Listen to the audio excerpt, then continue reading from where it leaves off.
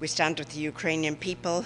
We want to see an end to this war. We will repeat in front of him the pleas we have made from day one with the Russian Federation at the table. Stop this war now. Go home. We want to see a return to a peaceful environment. We want to see the humanitarian situation addressed, and we want to see accountability. And we are working, the Irish Foreign Minister has spoken publicly in the last few days about the support we're giving to the Ukrainian authorities, as is the European Union, to collect evidence, to ensure that those people we've seen in those horrendous images, I think of my brother, my father, my sister lying on a street with their hands tied behind their back and a bullet in their head. This is completely unacceptable, heinous crimes. We're sitting at that table, we all sitting at that table, not just share a responsibility from a humanitarian perspective, we're responsible for the maintenance of international peace and security, so let's get on with that job. Thanks. Ambassador, yesterday,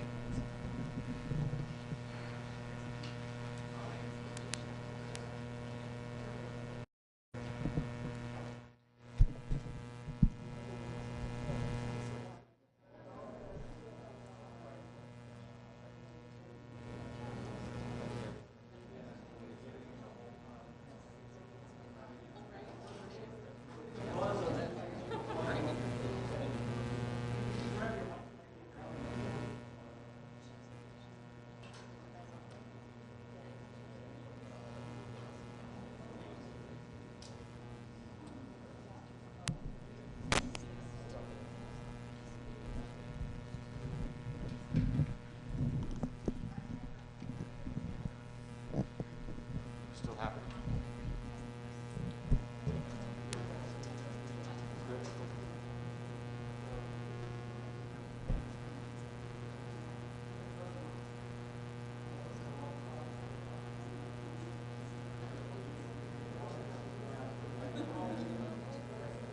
Bill.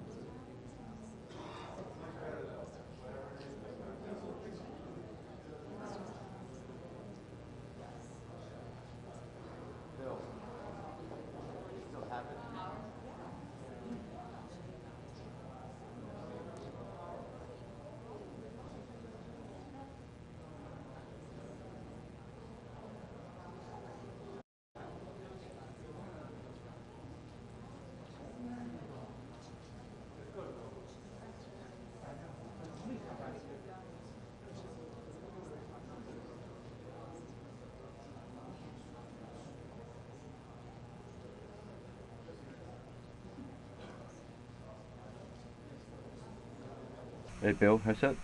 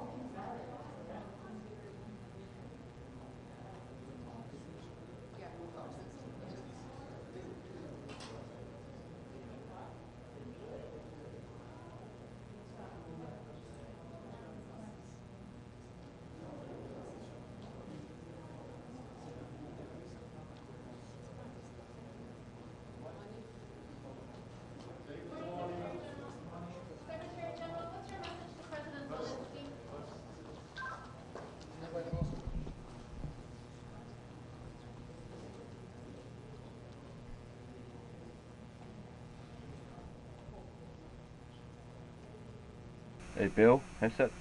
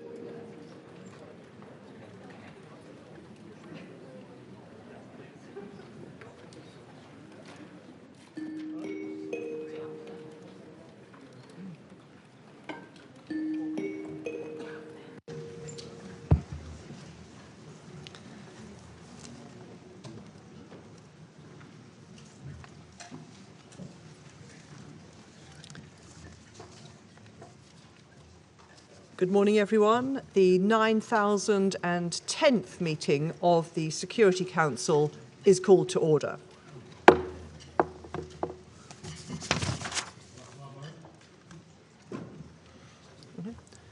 I give the floor to the Russian Federation. Председатель, прежде чем мы дойдем до утверждения повестки дня, хотел бы выразить протест в связи с тем, что только что начавшееся британское председательство обошлось с двумя нашими запросами на созыв заседания Совета Безопасности в связи с ужасающей провокацией украинских радикалов в городе Буча. С начала регулярного, который мы запросили в воскресенье 3 апреля на 15:00 4 апреля, в понедельник, а потом и экстренного, который мы запросили в 12 часов 4 апреля, после того, как вы нам отказали. Мы сочли возможным пойти на вопиющее, вы сочли возможным пойти на вопиющее нарушение правил процедуры Совета и проигнорировать наш запрос, и во второй раз вынеся авторитарное и ни с кем не согласованное решение о том, что эту тему лучше было бы обсудить сегодня. Это возмутительная ситуация изложена в моем вчерашнем письме на ваше имя, которое мы распространили в качестве официального документа Совета. Я бы хотел спросить вас, на каком основании вы позволяете себе действовать столь неслыханным образом, презрев любые нормы и правила? Разве вы не знаете, что в случае вашего несогласия с нашим предложением вам следовало созвать заседание и вынести вопрос о целесообразности его проведения на процедурное голосование? Тем более, что у вас должен был быть перед глазами пример нашего председательства, когда мы ни разу не отказали ни в проведении любого из 6 заседаний по Украине. Мы требуем от вас разъяснений и гарантий того, что в будущем вы не будете оспаривать право членов Совета Безопасности запрашивать заседания, зафиксированные в правиле 2 правил процедуры Совета. Напомню его по-английски. The President shall call a meeting of the Security Council at the request of any member of the Security Council. Благодарю вас. I thank the representative of the Russian Federation. Is there anyone else who wants to comment on this? I will explain the presidency's position in just a moment. Okay. If I could respond to your points from the Russian Federation, we did not reject your request for a meeting. We received your letter on Sunday, and it is the responsibility, the obligation of the presidency to schedule a meeting. You particularly requested a meeting for a time on Monday. Our proposal as presidency was to schedule the meeting either alongside the meeting today, so well within the 48-hour limit, which is the convention of the Security Council, or to hold the meetings sequentially, one after the other. And I understand that the Russian Federation turned down both proposals, but I wish to be clear that we did not reject the request for a meeting. The deferral proposed was less than 24 hours, and to be clear, we share the view that this is an urgent situation, and we have, as I say, offered the Russian Federation either a separate meeting today or to combine it with this one. And so, as far as the presidency is concerned, we did everything in line with the provisional rules of procedure and with precedent. We have received no other complaints from council members on the subject. I give the floor to the Russian Federation. Благодарю вас. У нас есть доказательства, фактические доказательства того, что это было не менее чем за 24 часа до заседания, которое мы просили провести. Это все зафиксировано документально. Если это кому-то интересно, мы готовы это представить. Но я хочу выразить надежду, что то, что вы сейчас сказали, означает, что вы не будете впредь отказывать странам-членам Совета Безопасности в проведении встреч когда они этого запросят. Благодарю вас. I thank the representative of the Russian Federation. The presidency will not refuse to host meetings in the future, and I hope that that now closes that point and we can proceed with the adoption of the agenda. The provisional agenda for this meeting is letter dated the 28th of February 2014 from the Permanent Representative of Ukraine to the United Nations, addressed to the President of the Security Council, S/2014/136. The agenda is adopted. I should like to start by taking the opportunity to pay tribute on behalf of this Council to Her Excellency Lana Naseba, the Permanent Representative of the United Arab Emirates, for your service as the President of the Council for the month of March. I'm sure I speak for all of us in expressing our deep appreciation to Ambassador Naseba and her team for the skillful conduct of the Council's business last month. Thank you very much indeed to your team. In accordance with Rule 37 of the Council's Provisional Rules of Procedure, I invite the representative of Ukraine to participate in this meeting. It is so decided.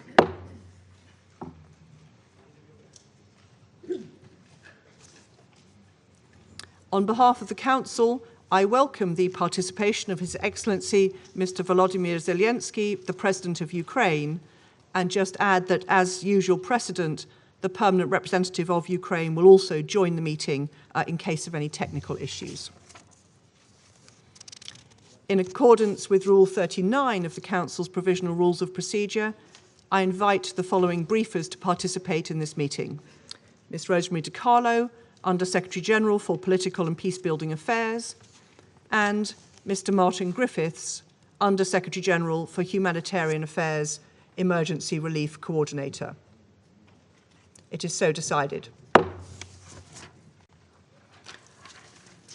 In accordance with Rule 39 of the Council's Provisional Rules of Procedure, I also invite His Excellency Mr. Olof Skog, Head of Delegation of the European Union to the United Nations, to participate in this meeting. It is so decided.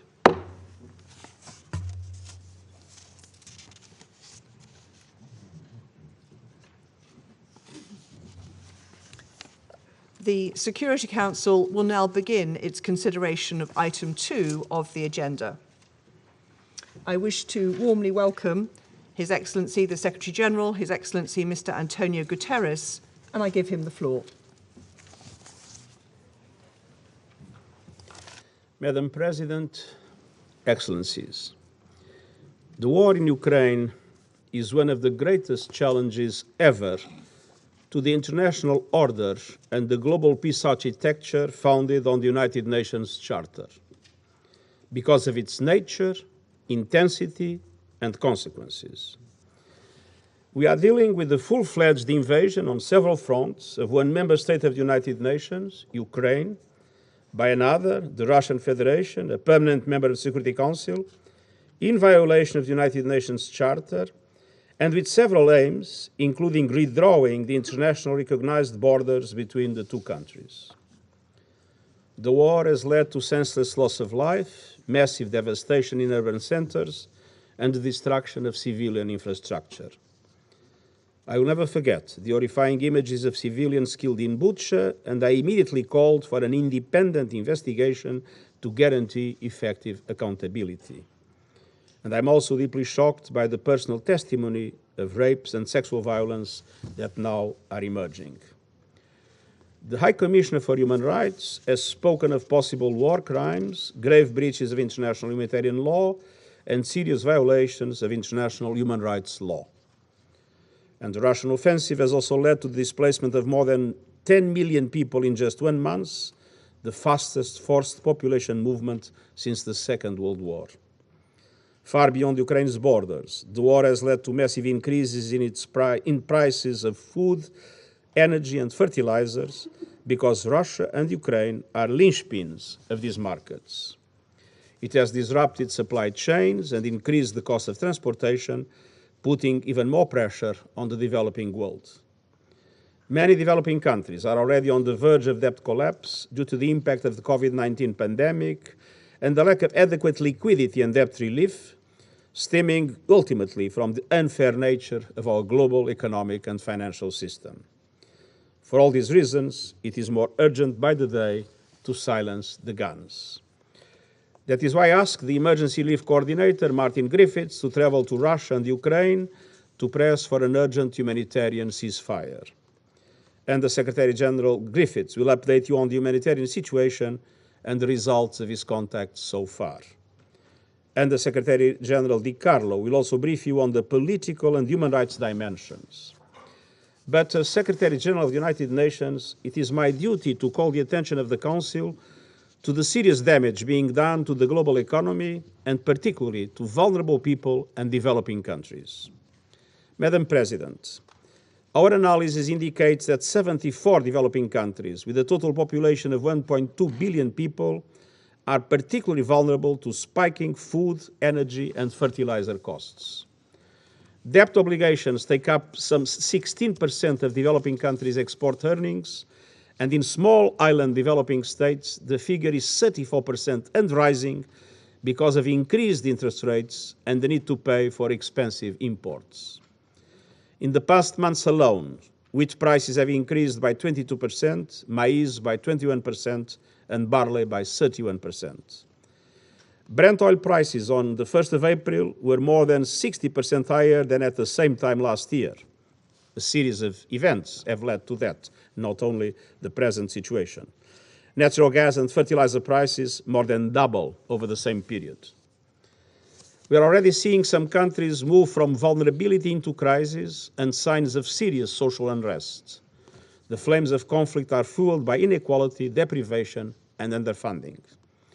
With all the warning signals flashing red, we have a duty to act. Madam President, the Global Crisis Response Group on Food, Energy and Finance that I set up last month has formulated some initial recommendations for the consideration of Member States, international financial institutions, and others.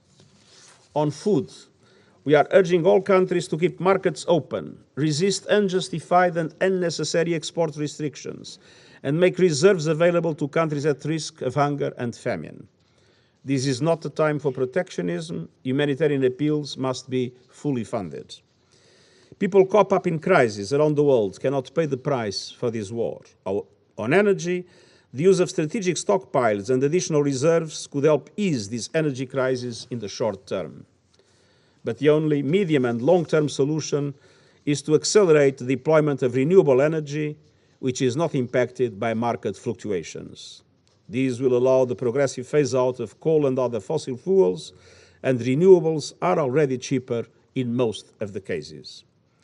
And on finance, international financial institutions must go into emergency mode. We need urgent action by the G20 and international financial institutions to increase liquidity and fiscal space so that governments can provide safety nets for the poorest and most vulnerable. The reform I've been calling for the global financial system is long overdue. All these actions are closely linked with the prevention agenda and with building and sustaining peace. Madam President, the war in Ukraine must stop now. We need serious negotiations for peace based on the principles of the United Nations Charter. This Council is charged with maintaining peace and doing so in solidarity. I deeply regret the divisions that have prevented the Security Council from acting not only on Ukraine, but on other threats to peace and security around the world. I urge the Council to do everything in its power to end the war and to mitigate its impact, both on the suffering people of Ukraine and on vulnerable people in developing countries around the world, and I thank you. I thank the Secretary-General for his remarks. I now give the floor to Ms. Rosemary DiCarlo. Thank you. Madam President, since I last briefed this Council on 17 March, the security situation in Ukraine has seriously deteriorated. The number of Ukrainian civilians killed has more than doubled. Ukrainian cities continue to be mercilessly pounded, often indiscriminately, by heavy artillery and aerial bombardments. And hundreds of thousands of people, including children, the elderly, and the disabled, remain trapped in encircled areas under nightmarish conditions. The devastation wrought on Mariupol and other Ukrainian cities is one of the shameful hallmarks of this senseless war. The horror deepened this past weekend as shocking images emerged of dead civilians, some with hands bound, lying in the streets of Bucha, the town near Kyiv formerly held by Russian forces. Many bodies were also found in a mass grave in the same locality. Reports by non-governmental organizations and media also allege summary executions of civilians, rape and looting in Chernihiv, Kharkiv, and Kyiv regions. Madam President, away from the fighting, diplomatic efforts to end this war, including direct talks between Ukrainian and Russian representatives, have continued. We commend the government of Turkey for hosting these discussions, as well as the efforts of many others engaging with Russia and Ukraine to help bring about peace. We welcome the willingness of the sides to continue engaging to reach a mutual understanding. This requires good faith and earnest efforts, and progress in the negotiations should be translated quickly into action on the ground. While there has been a reported reduction of Russian troops in attacks around Kyiv and Chernihiv, such moves should not be merely tactical, repositioning forces for renewed attacks on Ukrainian cities and towns elsewhere. The General Assembly has twice called for Russian forces to withdraw entirely from Ukrainian territory and cease all military operations. We also take note of the reported withdrawal of Russian forces from around the Chernobyl nuclear site. The International Atomic Energy Agency reports that this development will hopefully allow it to conduct an assistance and support mission to provide technical advice and to deliver equipment where necessary as soon as possible. All nuclear sites in Ukraine must be fully protected and secured. Military operations in or around these locations must be avoided. Madam President, the numbers tell a tragic, if yet incomplete, story. According to the Office of the High Commissioner for Human Rights, at least 1,480 civilians have been killed and at least 2,195 injured between 24 February and 4 April 2022. OHCHR believes that the actual figures are considerably higher. We are gravely concerned by the persistent use of explosive weapons with the wide impact area in or near populated areas. Such weapons are causing most civilian casualties, as well as massive destruction of civilian infrastructure, including residential buildings, hospitals, schools, water stations, and electricity systems. OHCHR has received credible allegations that Russian forces have used cluster munitions in populated areas at least 24 times. Allegations that Ukrainian forces have used such weapons are also being investigated. As noted by the High Commissioner, indiscriminate attacks are prohibited under international humanitarian law and may amount to war crimes. The massive destruction of civilian objects and the high number of civilian casualties strongly indicate that the fundamental principles of distinction, proportionality, and precaution have not been sufficiently adhered to. In besieged cities, a significant increase in mortality rates among civilians can also be attributed to the disruption of medical care and basic services.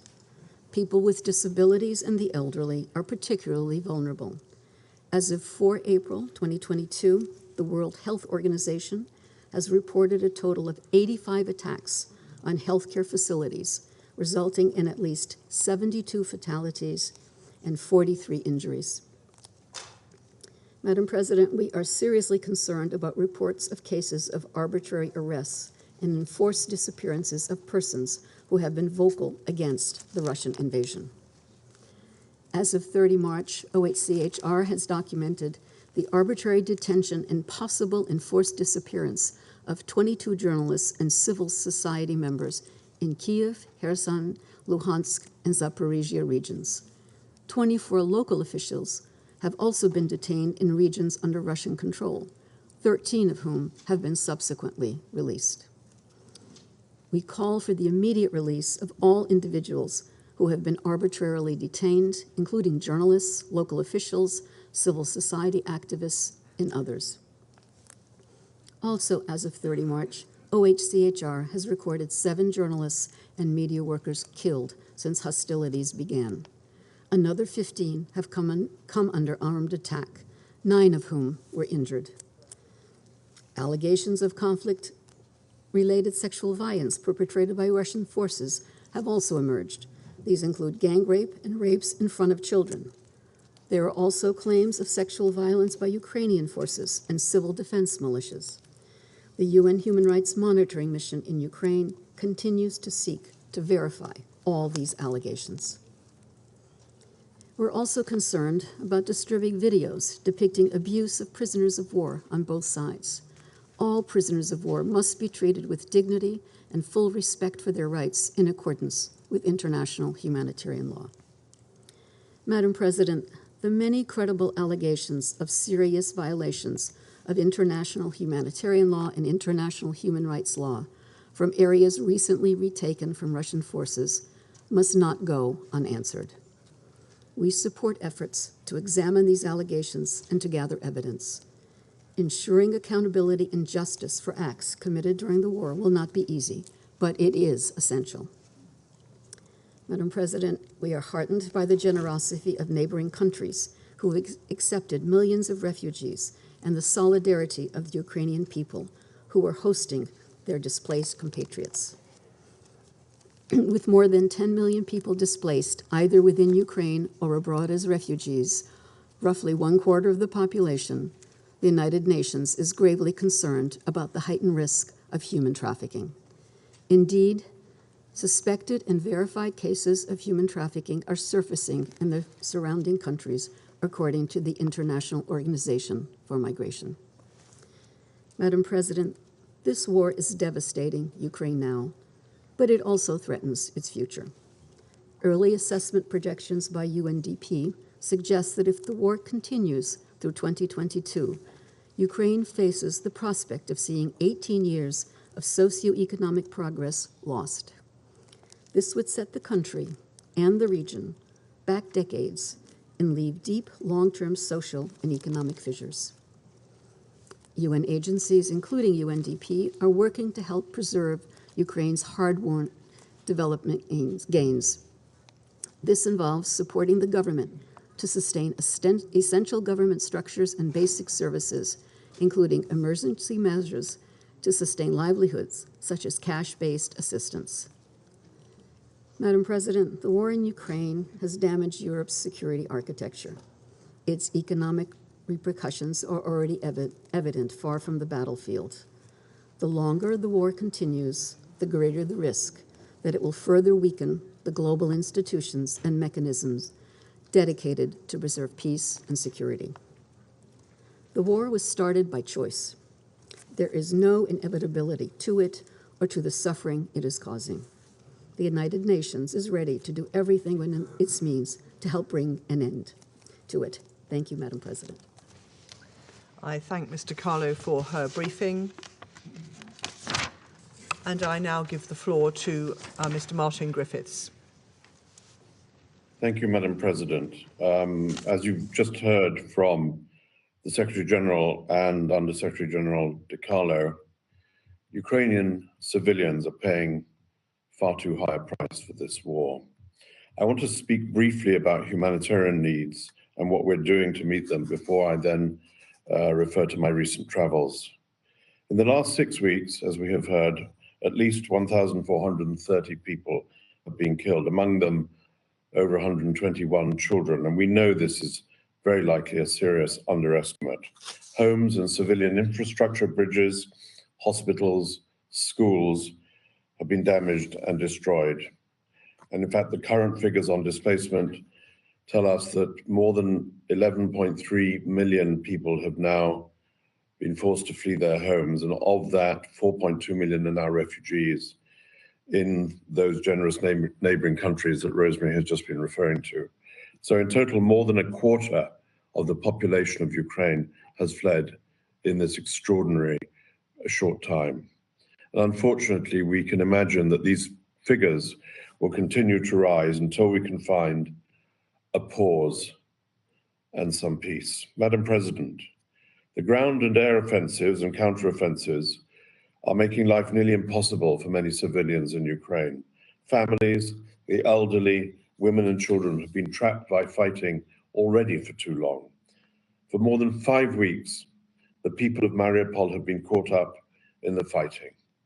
And it is well documented that really Mariupol is a center of hell. Other cities like Chernihiv, Sumy, and Kharkiv remain cut off from essential goods and services. And perilous conditions are hampering our efforts to access civilians or for them to access us. And we restate here that civilians must be allowed to move to safer areas without the fear of attacks and at their own choice and at their own selection. It's vital that all parties to the conflict respect their obligations under international humanitarian law to protect civilians and to allow impartial humanitarian organizations safe, rapid, unimpeded access to all civilians in need wherever they are in Ukraine. Madam President, as the world watches humanitarian needs soar in Ukraine, the United Nations and our partner organizations are making every effort to dramatically increase our support to affected civilians. The work of the 6,000 volunteers from the Ukraine Red Cross, as we have noted before in this chamber, together with local NGOs in eastern Ukraine, these people, these organizations continue to work tirelessly at the front line of assistance to communities. The World Food Programme has reached more than 1.3 million people with cash and food assistance and plans to push that number up to 2.5 million people in this month. Health partners report that more than 180 tons of medical supplies were delivered in Ukraine, with another 470 tons on the way. And this will address the health needs of around 6 million people in the months ahead. And I'm pleased to say, that seems an odd word to say in the context of Ukraine, that after much effort in the past day, another convoy went from our humanitarian hub in Dnipro to the Far East. Today, food, winter clothing, non-food items, medicine, hygiene kits were offloaded to the Ukraine Red Cross and will reach the hands of those most in need. Indeed, following notification to both parties, a formal process that we and also the International Red Cross are engaged in, 4 convoys in total from the UN have provided critical support to people in some of the cities encircled by war and affected by ongoing fighting. Several more are planned. So these are initial steps, but it gives us a basis to now expand and taking our efforts up to scale and expanding much more than 1 convoy a day. As the Secretary General and the Undersecretary General has already said, I want to also join them in expressing my concern over the growing number of reports we receive of human trafficking, sexual violence, exploitation, and abuse in Ukraine and in the region. And as ever, such horrific incidents as we're seeing, they overwhelmingly impact displaced women and children more than others. We're bolstering protection and gender-based violence services through agencies to provide specialized care for survivors and through the wealth of civil society organizations in Ukraine. These services are designed, carried out directly in collaboration with and through Ukrainian civil society, including, very particularly, women-led organizations. Madam President, today I'm addressing you from Geneva, having just returned from Moscow overnight. As you know, the Secretary General, as he said, charged me to bring both sides together on humanitarian grounds to explore both specific and sustained ways to reduce humanitarian suffering, including in particular, inter alia, but in particular, the pursuit of a humanitarian ceasefire. Yesterday in Moscow, I had long and frank exchanges with the Minister of Foreign Affairs, Sergei Lavrov, and his deputy, Sergei Vershinin, and then separately with Alexander Fomin, the Deputy Minister of Defense. In my meetings with these senior officials, I discussed also, in addition to these possibilities of humanitarian ceasefires, I discussed the issue of humanitarian convoys of safe passage, including the 4 which I've already referred to. I outlined possibilities for building further on that cooperation, sharing specific suggestions for mutually agreed upon military freezes to allow for evacuation of civilians and for the safe passage of life-saving aid, in effect for humanitarian pauses in different parts of Ukraine to save lives and bring back a modicum of safety for those living in those places. My counterparts in Moscow received these suggestions, assured me of their intent to carefully study those ideas, which I left with them. And we agreed to remain in close contact. And I came away from these meetings believing that we have a very long road ahead of us, but it must be traveled. And Madam President, we will travel it. Tomorrow I plan to travel to Ukraine to have discussions with senior authorities from the Ukrainian government in Kyiv on Thursday on these same issues and others that they will no doubt present to me, and also to see firsthand with our crisis coordinator, Amin Awad, the humanitarian response. Madam President, thanks to generous donor contributions, many from governments in this chamber, the humanitarian response since February has indeed been scaled up, allowing us to meet the needs of 1.5 million people. We will need sustained financial support for needs in Ukraine. And like the Secretary General, I want to stress, as he has done consistently, that funding must not be diverted from other crises. And Madam President,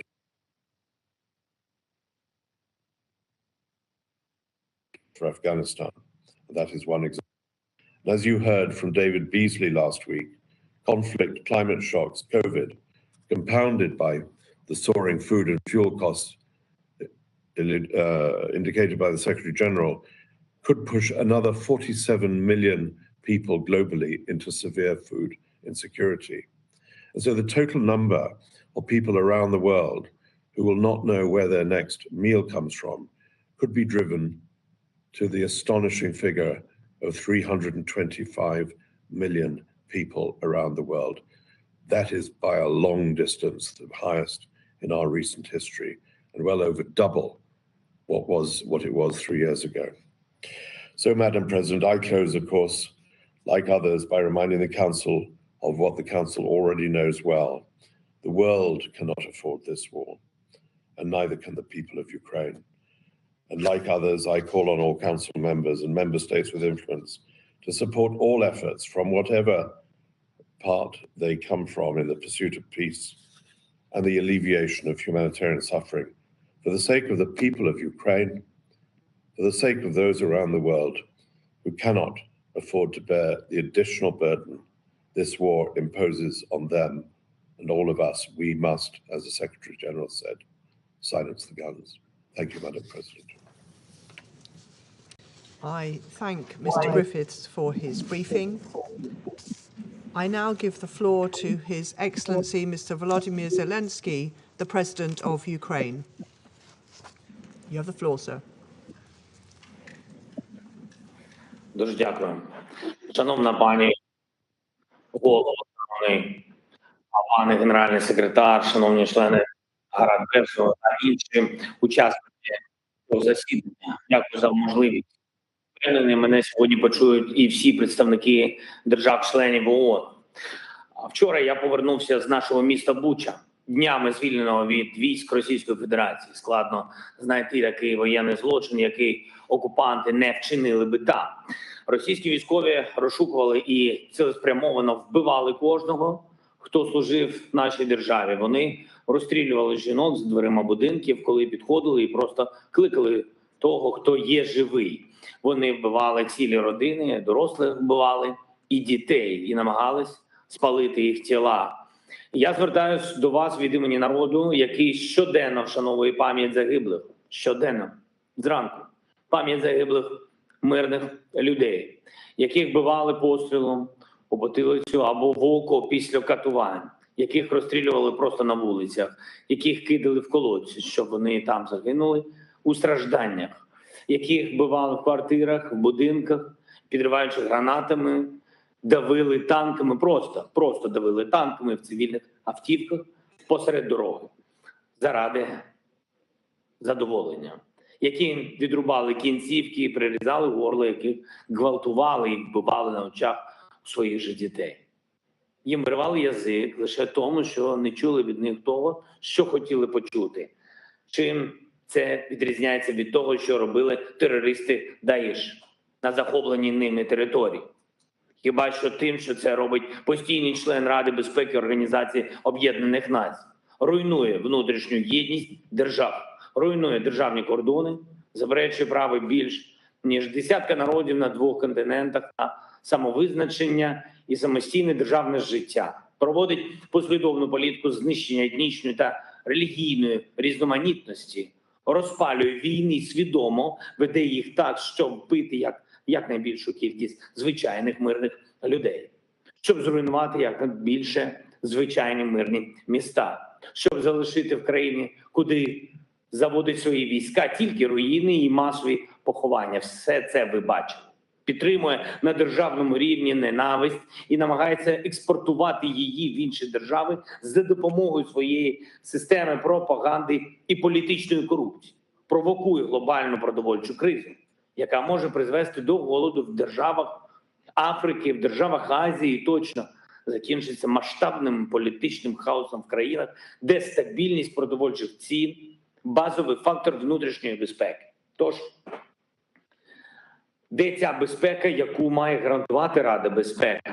Її немає, хоча і є Рада безпеки, як ні в чому не бувало. Тож де той мир, заради гарантування якого створювалася Організація Об'єднаних Націй?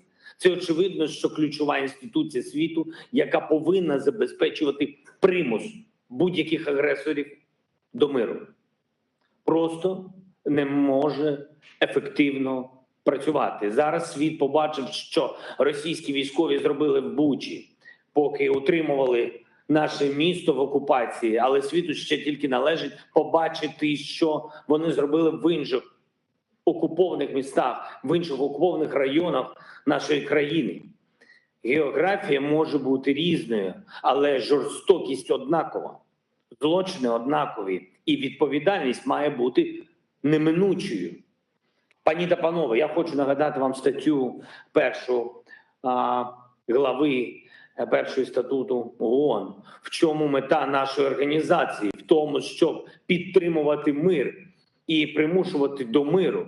А зараз статут ООН порушується буквально з 1 статті. А якщо так, то який сенс в усіх інших статтях? На сьогодні саме внаслідок дій Росії на території моєї держави, на території України скоюються найстрашніші воєнні злочини за увесь час після завершення Другої світової війни. Російські війська свідомо знищують в попіл українські міста артилерійськими, авіаційними ударами. Свідомо блокують міста, створюючи в них масовий голод. Свідомо розстрілюють колони цивільних на дорогах, які намагаються просто врятуватися з територій військових дій.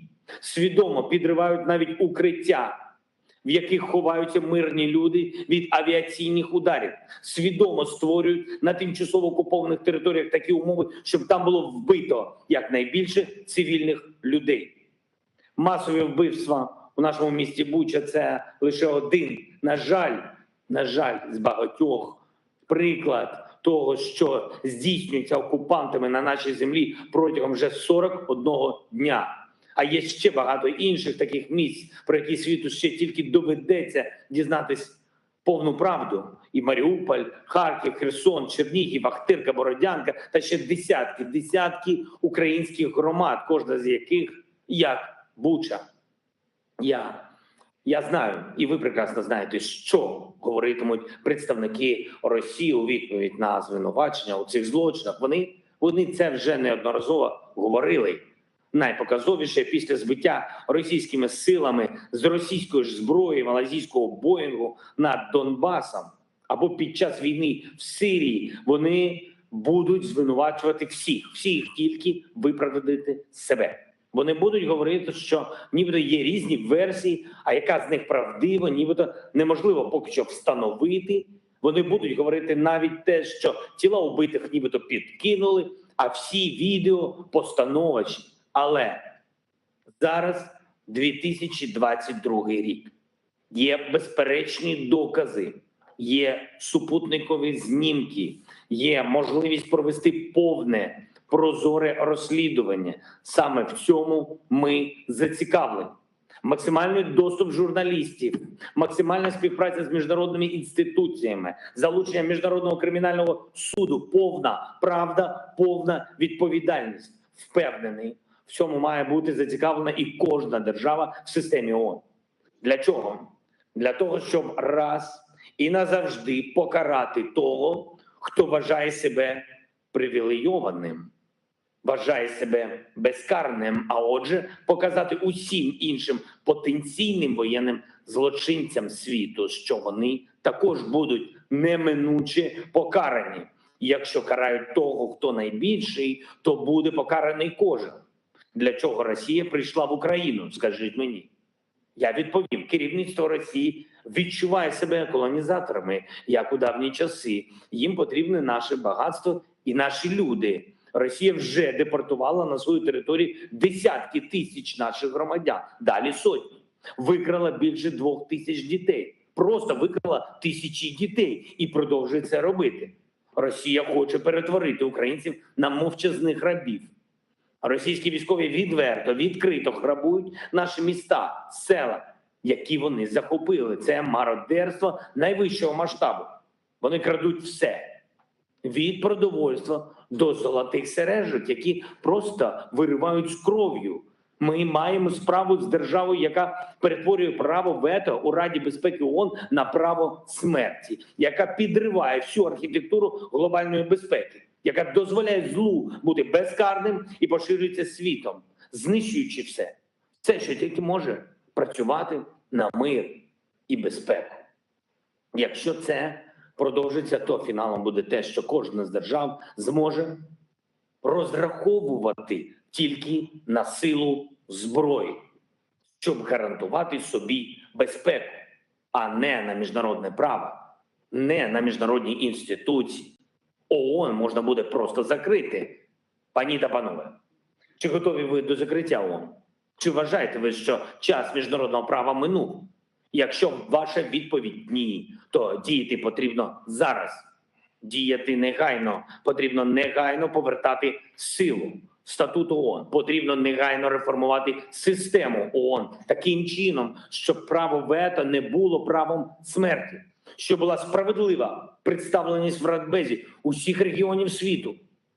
Потрібно негайно примушувати агресора до миру. Потрібна рішучість, ланцюжок, масових вбивств від Сирії до Сомалі, від Афганістану до Ємена та Лівії мав би бути зупинений.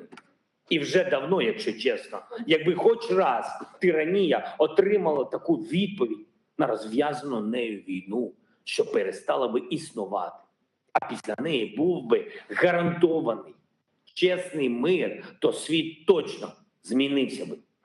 І тоді, можливо, не було б війни у нас, війни в моїй країні проти нашого народу, українського народу, проти людей. Але світ дивився і не хотів бачити ані окупацію Криму, ані ще раніше війни проти Грузії, ані ще раніше з відчуженням від Молдови цілого Придністровського регіону.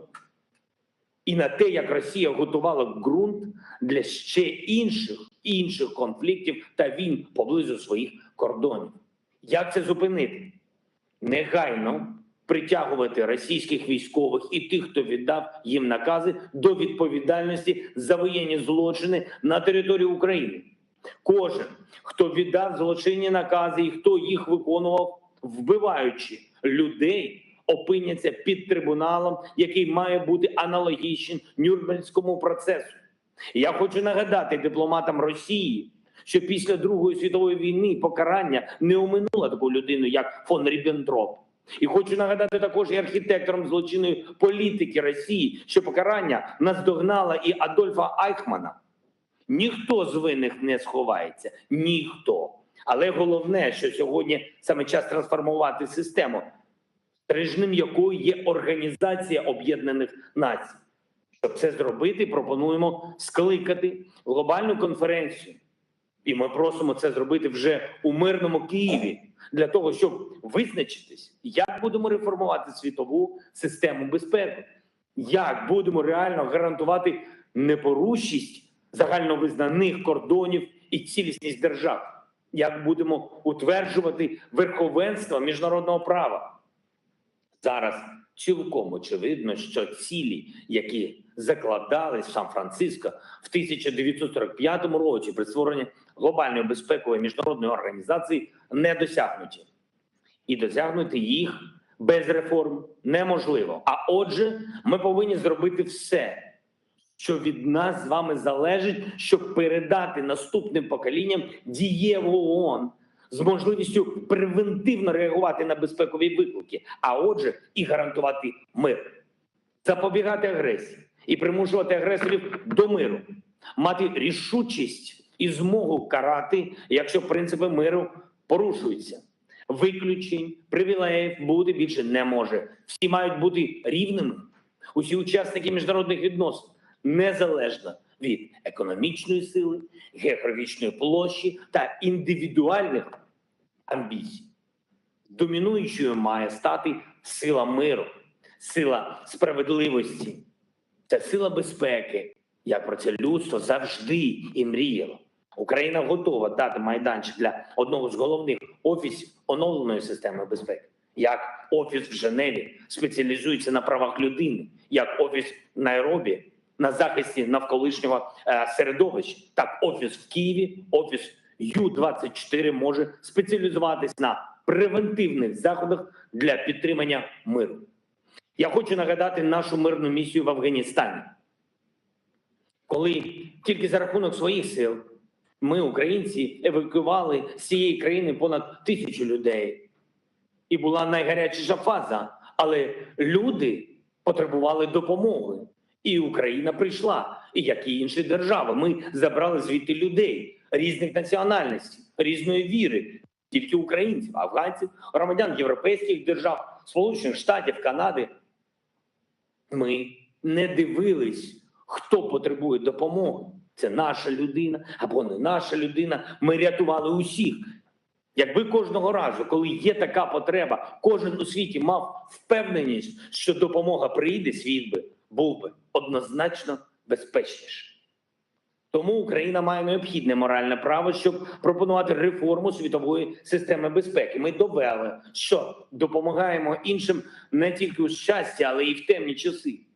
І зараз ми потребуємо рішень від Ради безпеки для миру в Україні. І якщо ви не знаєте, як ухвалити це рішення, то ви можете зробити дві речі. Або усунути Росію як агресора і джерело війни від блокування рішень щодо її ж агресії, її ж війни. І тоді зробити все, що може встановити мир. Або покажіть, як можна переформатуватись і працювати реально заради миру. Або, якщо ваш чинний формат безальтернативний і виходу просто немає, то далі тільки саморозпуск. Я переконаний, що ви здатні обійтись без третього варіанту. Мир потрібен Україні, мир потрібен нам, мир потрібен Європі, мир потрібен світу. І насамкінець, я дуже прошу вас зараз Перегляньте відео. Невеличке. Дайте нам ще 1 хвилину. Відео про те, що прийшло на заміну вашій силі через те, що хтось один може зловживати своїми правами. Ось до чого призводить безкарність. Якщо є можливість, подивіться це відео, тому що можливості усіх приїхати до нас і побачити це немає. Тож подивіться цей фрагмент. Дякую.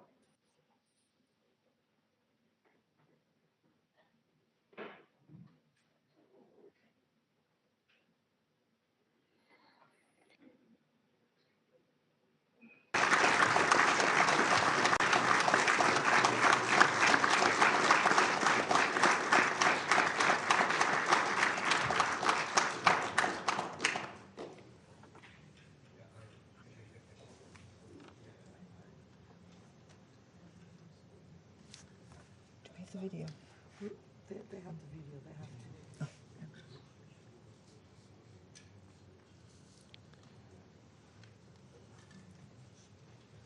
I'm not sure. The video, is it just coming?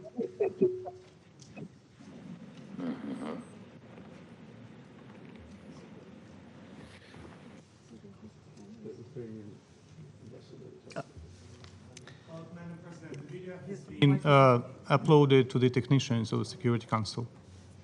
So they have it in their possession. We will sort that one out technically. We don't have the video. So I propose that while we sort that out, I thank His Excellency Mr. Zelensky for his compelling and powerful remarks. We will come back to the video when we've sorted out the technical issues around it. And may I say, speaking in my national capacity, may I express appreciation to the President for his leadership in wartime and for the extraordinary fortitude and bravery of the Ukrainian people under this unprovoked and illegal invasion. I resume my function as the President of the Security Council, and while we sort out the technical video, I propose to give the floor to those council members who wish to make statements. And I now give the floor to the representative of the United States. Thank you, Madam President. Let me also start by thanking UAE and Ambassador Nisibeh for her successful presidency during the month of March. Madam President, as you begin your Security Council presidency, I want to thank the United Kingdom for your leadership and for organizing this vital discussion on Ukraine today. I also want to thank the Secretary General for his remarks and the other briefers. And I'd like to extend a warm welcome to President Zelensky. I was so moved by the address he made recently to our Congress, and we are truly honored by his presence here under the circumstances that he and Ukraine face today. Madam President, last night I returned from a trip to Moldova and Romania. I saw with my own eyes the refugee crisis caused by Russia's unconscionable war. I spoke to refugees who indicated to me their desires to return to their home. And we've all seen the images on TV of the bombed out buildings. But what we have not seen is that behind those destroyed buildings are destroyed lives and destroyed families. I met with women and children who had fled Ukraine, who stuffed their lives into backpacks and left the only home they had ever known. And these were sobering conversations.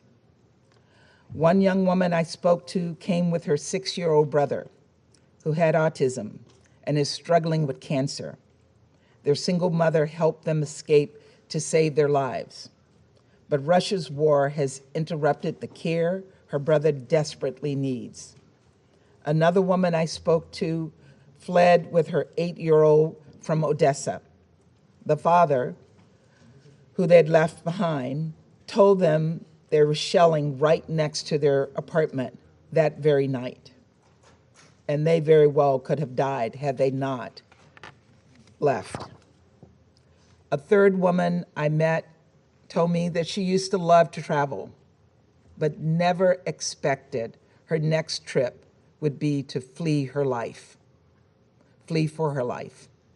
When I asked her where she was from, she started to say, and then she stopped with tears in her eyes and said, "I'm sorry. I don't know how to say it, whether I live in Kyiv or whether I used to live in Kyiv." She was realizing in the moment just how dramatically her life had changed because of this senseless war. These are 3 stories of more than 10 million people, 6 million internally displaced, 4 million who have left Ukraine altogether, 4 million people who have relied on the big-heartedness of countries like Moldova, Romania, Poland, Slovakia, Hungary, and others across the region and the world to welcome and support all those leaving Ukraine in search of safety. Ukraine's neighbors are bearing the brunt of Europe's most significant refugee crisis since World War II. And I want these countries to know that they have a committed partner in the United States. And that is why the United States announced recently that we are prepared to provide more than $1 billion in new funding toward humanitarian assistance for those affected by Russia's war in Ukraine and its severe impact around the world. And it is why we are welcoming up to 100,000 Ukrainians and others fleeing Russia's aggression to the United States. We will continue to assist humanitarian efforts to help the people of Ukraine and all those fleeing Putin's violence. But as heart-wrenching as the stories are that I heard in Moldova and Romania, there are some stories we will never get to hear. Those of the people we saw in the images out of Bucha. We've all seen the gruesome photos. Lifeless bodies lying in the streets, apparently summarily executed, their hands tied behind their backs. As we work to independently confirm the events depicted in these images, I would remind this council that based on the currently available information, the United States has assessed that members of Russia's forces have committed war crimes in Ukraine. And even before seeing the images from Bucha, President Zelensky, along with others in the region, were reporting that children were being abducted, and we heard him say that today. Also abducted are mayors and doctors, religious leaders, journalists, and all who dare defy Russia's aggression. Some of them, according to credible reports, including by the Mariupol City Council, have been taken to so-called filtration camps, where Russian forces are reportedly making tens of thousands of Ukrainian citizens relocate to Russia. Reports indicate that Russian federal security agents are confiscating passports and IDs, taking away cell phones, and separating families from one another. I do not need to spell out what these so-called filtration camps are reminiscent of. It's chilling, and we cannot look away. Every day, we see more and more how little Russia respects human rights. And that is why I announced yesterday that the United States, in coordination with Ukraine and many other UN member states, will seek Russia's suspension from the UN Human Rights Council. Given the growing mountain of evidence, Russia should not have a position of authority in a body whose very purpose is to promote respect for human rights. Not only is this the height of hypocrisy, it is dangerous. Russia is using its membership on the Human Rights Council as a platform for propaganda to suggest Russia has a legitimate concern for human rights. In fact, we will hear some of that propaganda here today, I know. And I will not dignify these lies with a response, only to say that every lie we hear from the Russian representative is more evidence that they do not belong on the Human Rights Council. 140 UN member states voted to condemn Russia over its unprovoked war and the humanitarian crisis it has unleashed upon the people of Ukraine. Here's my message to all of you.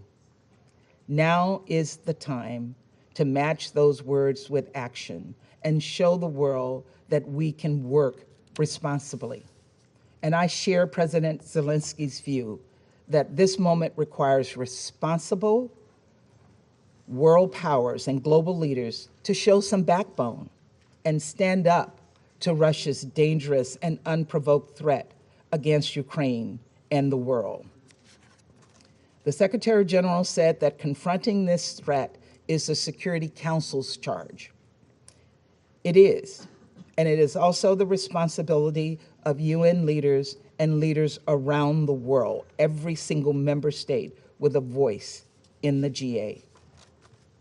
No one can be a shield for Russia's aggression.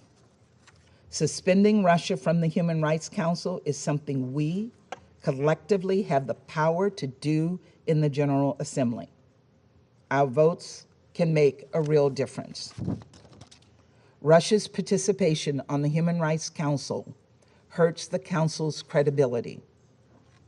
It undermines the entire UN, and it is just plain wrong. Let us come together to do what is right and do right by the Ukrainian people. Let us take this step to help them to start to rebuild their lives. And let us match the courage of President Zelensky, who we are so honored to have with us today.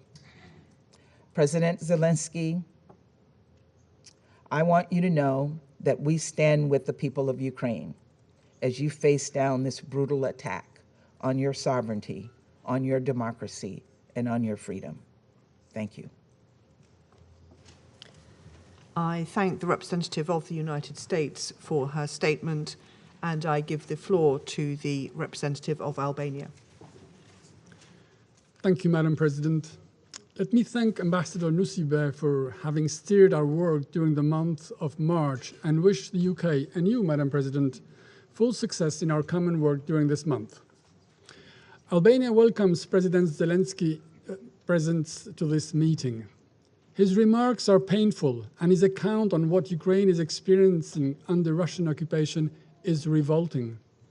We stand by you, Mr. President, by your compatriots, all Ukrainians, for their heroic resistance, for their resilience that the entire world is admiring. You are not alone. You have the world on your side, because it's the side of the right, of the just, and as we hope, of victory. Slava Ukraini. Madam President, let me thank SG Guterres for his, again, very clear and powerful remarks. I also thank USG DiCarlo and Griffiths for their updates. This is the 14th meeting of the Security Council on Ukraine since the 31st of January, while the war of aggression has entered the second month. Let's establish a few basic yet meaningful facts. Russia has stalled and its imperial dreams are nowhere. Taking Ukraine finally proved impossible. Kyiv was too hard to swallow. Russian army is in disarray, but it has not stopped shelling and bombardments. But all this is not new, and all this is not news. The real news that has horrified the world is what Russia is leaving behind. The unspeakable horrors, those soul-crushing images in areas from which Russia is withdrawing. Images of civilians executed with a bullet in the neck, sometimes with their hands tied behind their backs or shot dead in their bicycles. images of mass graves overflowing with corpses, images of carnage and devastation, including looted homes, rape, and sexual violence, acts usually attributed only to thugs. They spring from the same cruel impulses as the bombardment of cities, homes, hospitals, schools, and kindergartens by the Russian forces. Bucha is an open-air graveyard, the notorious facelift of the Russian aggression. Madam President, we have heard time and again, it is not Russia. Yes, but no. It will be hard, actually impossible, to convince anyone that the destroyed tanks that clutter the roads, the mines and booby traps left behind amidst the wreckage, and the bodies of civilians killed by arbitrary executions and laying in the streets amidst debris are staged scenes for propaganda. Who would believe that Russia aggressed Ukraine simply to protect civilians, while Ukraine is busy staging horror movies? You may muzzle media back home, but you cannot fool satellite images. You cannot blind independent reporters and human rights NGOs on the ground. Waiting for Russia to accept and tell the truth is waiting for Godot to arrive, and he never does. These are facts, hard and sickening proof of the atrocities committed, the ugly face of this madness. Such crimes, as documented by Human Rights Watch and verified by independent and respected professional reporters, those who are banned for the Russians call for answers, call for thorough investigation, for effective accountability, for justice. Prime Minister Rama called these crimes a terrible pain and a horrible shame.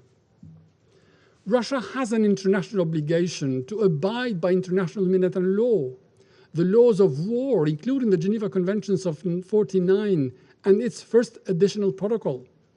Russia has an obligation to abide by the order of ICJ to immediately halt its military activity in Ukraine. But unfortunately, Russia has made another choice, not to respect any of it, and has cancelled itself from international law. But the law will pursue it. Russian army and its commanders cannot escape accountability.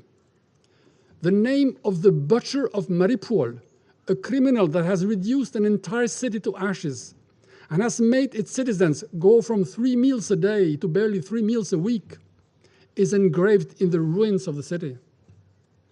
This is why we will support the call to suspend Russia's participation in the Human Rights Council.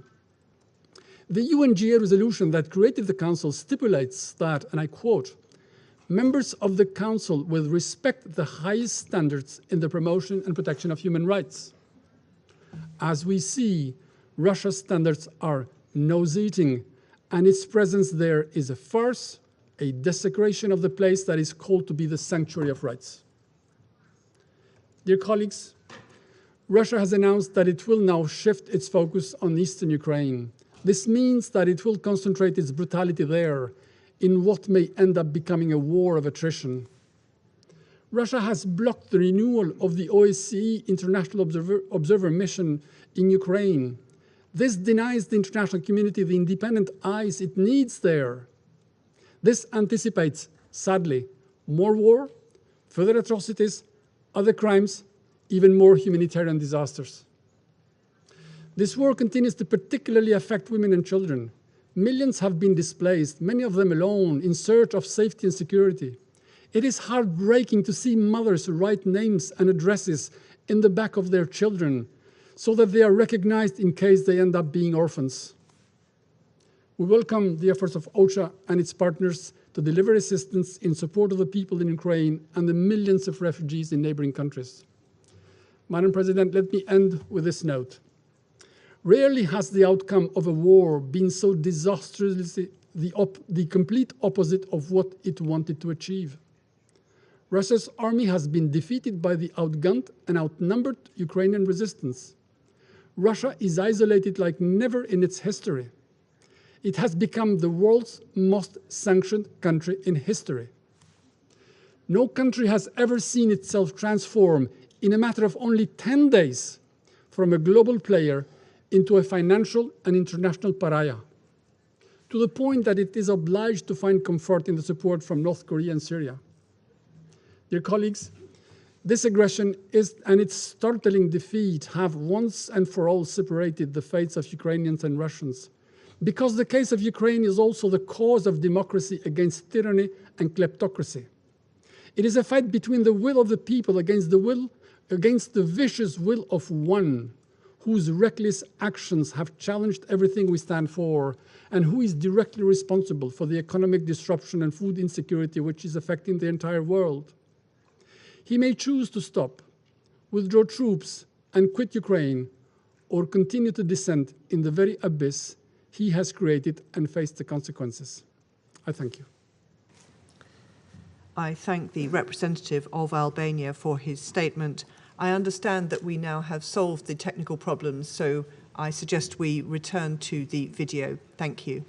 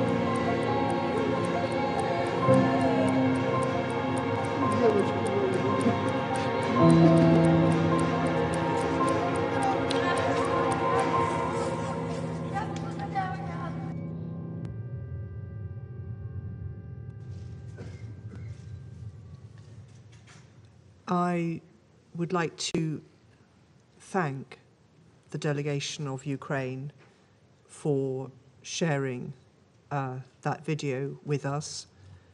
The images are harrowing. Speaking in my national capacity, we are appalled by what we have seen and reiterate our solidarity with Ukraine. I resume my function as the Council President, and I now give the floor to the representative of Gabon. Je voudrais d'abord exprimer mon appréciation à l'ambassadeur des Émirats arabes unis pour sa présidence remarquable. Je remercie le secrétaire général, M. Antonio Guterres, la secrétaire générale adjointe, Mme Rosemary Di Carlo, ainsi que M. Martin Griffith pour leurs exposés respectifs. Je salue la participation à cette réunion du président Zelensky.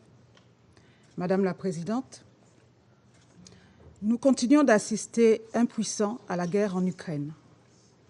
Pendant que se déroule le décompte macabre des morts et des personnes déplacées, et que les combats se poursuivent au même rythme que la courbe des statistiques de pertes en hommes et en infrastructures civiles ne cesse de s'accroître. Un jour de guerre est décidément un jour de trop. Alors que le conflit est dans sa 6e semaine, le nombre de personnes déplacées dépasse à présent les 10 millions, dont près de 4 millions de réfugiés dans les pays voisins. Il s'agit d'une catastrophe humanitaire effroyable, dont les répercussions seront sans doute aggravées par les risques d'insécurité alimentaire dus à l'imprévisibilité des récoltes, avec là aussi des effets transrégionaux. Je voudrais à cet égard saluer la mise en place par le secrétaire général d'un groupe de travail sur l'alimentation, l'énergie et les finances pour réduire l'impact de la guerre. Madame la Présidente, les allégations concernant des violences, notamment sexuelles, contre les femmes, sont un sujet de très grande préoccupation. Mon pays est très préoccupé également par les attaques contre les infrastructures et les personnels humanitaires. Les travailleurs humanitaires qui s'activent sur les lieux de combat ne doivent jamais être la cible d'attaques armées. Ces derniers sont bien souvent le lien qui maintient les victimes de la guerre avec ce qui reste d'humanité lorsque les fondements sont renversés. Ces derniers doivent pouvoir acheminer l'aide humanitaire dans tous les lieux où elle est nécessaire, sans entrave et dans des conditions de sécurité garanties par toutes les parties. Des convois d'évacuation sécurisés doivent pouvoir être édifiés pour permettre le bon déroulement des évacuations des personnes qui souhaitent quitter les zones de combat. Il s'agit d'une aide vitale pour les quelques 18 millions de personnes en besoin d'aide humanitaire en Ukraine. La situation à Mariupol, pour ne citer que cette ville, devient proprement intenable. La détérioration exponentielle des conditions de vie, voire de survie dans certaines localités, est très préoccupante. Plus encore lorsque les infrastructures civiles et la fourniture de services publics indispensables sont touchées. Nous sommes préoccupés par les risques de maladies résultant de pénuries d'eau dans certaines localités du pays, mais aussi des risques sanitaires découlant du manque d'accès à des soins de santé primaires ou spécialisés. Les femmes, les enfants, les personnes âgées et tous ceux qui ne prennent pas part aux hostilités doivent pouvoir être secourus à tous les points de vue sans craindre pour leur vie. Madame la Présidente, la guerre est une horreur, une rupture à tout point de vue avec ce qui, en tant qu'humains, nous lie les uns aux autres. C'est pour tenter de réduire les effets de cette rupture que le droit international humanitaire existe, pour ne pas laisser libre cours à l'expression de la force, en fait pour suppléer aux moyens du droit à la rupture du contrat humain. Toutes les parties doivent le respecter. Concernant les informations persistantes faisant état de massacres, d'exécutions sommaires, d'atrocités et autres crimes de masse visant les civils à Bucha, il est urgent qu'une enquête libre et indépendante, sous la houlette des Nations Unies, soit commanditée dans les meilleurs délais pour faire toute la lumière sur les victimes et sur les circonstances de ces exactions. Dans l'intervalle, il est primordial que ce Conseil ne perde pas de vue son rôle, celui de travailler à ramener la paix et la sécurité en offrant une alternative à la guerre. Le retour à la paix en Ukraine ne se fera pas par des échanges d'invectives. Madame la Présidente, cette guerre a assez duré et ses effets se font déjà sentir au-delà des frontières de l'Ukraine. De notre point de vue, l'équation se pose en termes de décision sur la mise en place d'un cessez-le-feu et sur la création des conditions d'un déploiement sûr et sans entrave de l'aide humanitaire nécessaire aux populations qui sont dans la détresse. Je voudrais réitérer l'appréciation de mon pays en direction des pays voisins de l'Ukraine qui continuent de se mobiliser pour l'accueil d'urgence des réfugiés. Nous les encourageons à accorder le même accueil à toutes les personnes en détresse sans distinction d'origine ou de race, y compris les ressortissants et étudiants africains. Nous demandons le respect de leur dignité et appelons à un traitement équitable de toutes les personnes en détresse. Il est urgent que les parties s'engagent résolument dans le temps de la négociation en vue d'un arrêt des hostilités. Nous appelons pour cela à la désescalade et à l'arrêt des combats. Il n'y a pas d'autre issue possible. Mon pays est attentif aux négociations qui se poursuivent actuellement entre les parties, notamment à Istanbul, et espère qu'elles aboutiront à court terme à un cessez-le-feu, afin de créer le climat de confiance et de mettre en place l'accalmie nécessaire pour que la diplomatie donne de la voix et que les armes se taisent. Je vous remercie.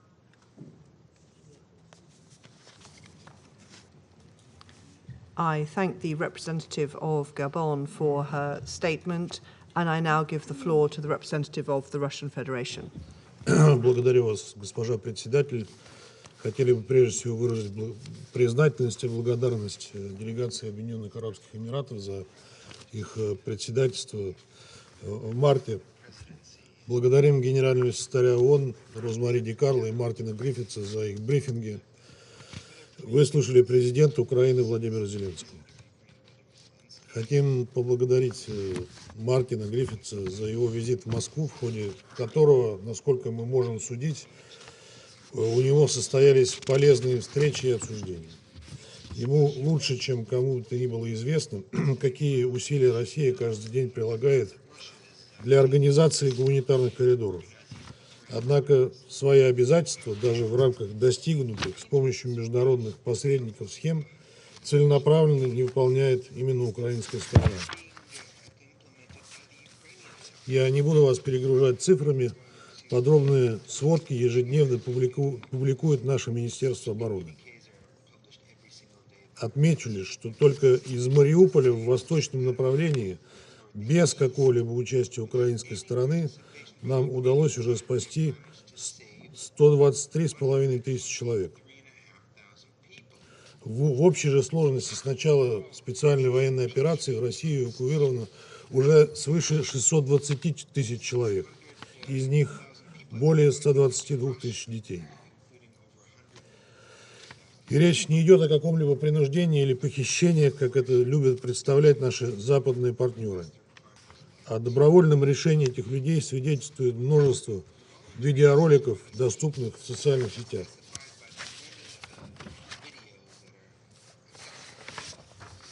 Госпожа председатель, сегодня была заявлена другая тема встречи, которая практически не обсуждается, поэтому я опущу эту часть и хочу воспользоваться виртуальным участием в нашем заседании президента Украины и обратиться непосредственно к нему. Мы оставляем на вашей совести бездоказательные и огульные обвинения в адрес российских военнослужащих, которые не подтверждаются никакими свидетельствами очевидцев. Мы об этом вчера подробно говорили на пресс-конференции.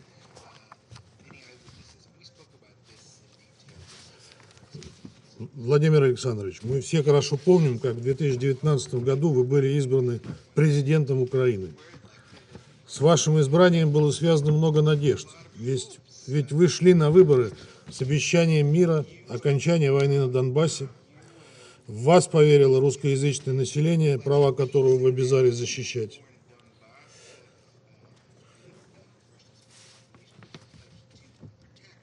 Казалось, вот и та историческая несправедливость, когда после майданного переворота в 2014 году Украину стали превращать в злобную антироссию, идет в историю.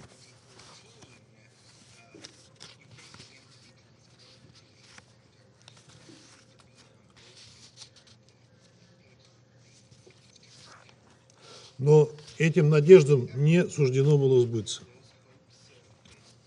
И вот вы уже презрительно называете жителей Донецкой и Луганской народных республик особами.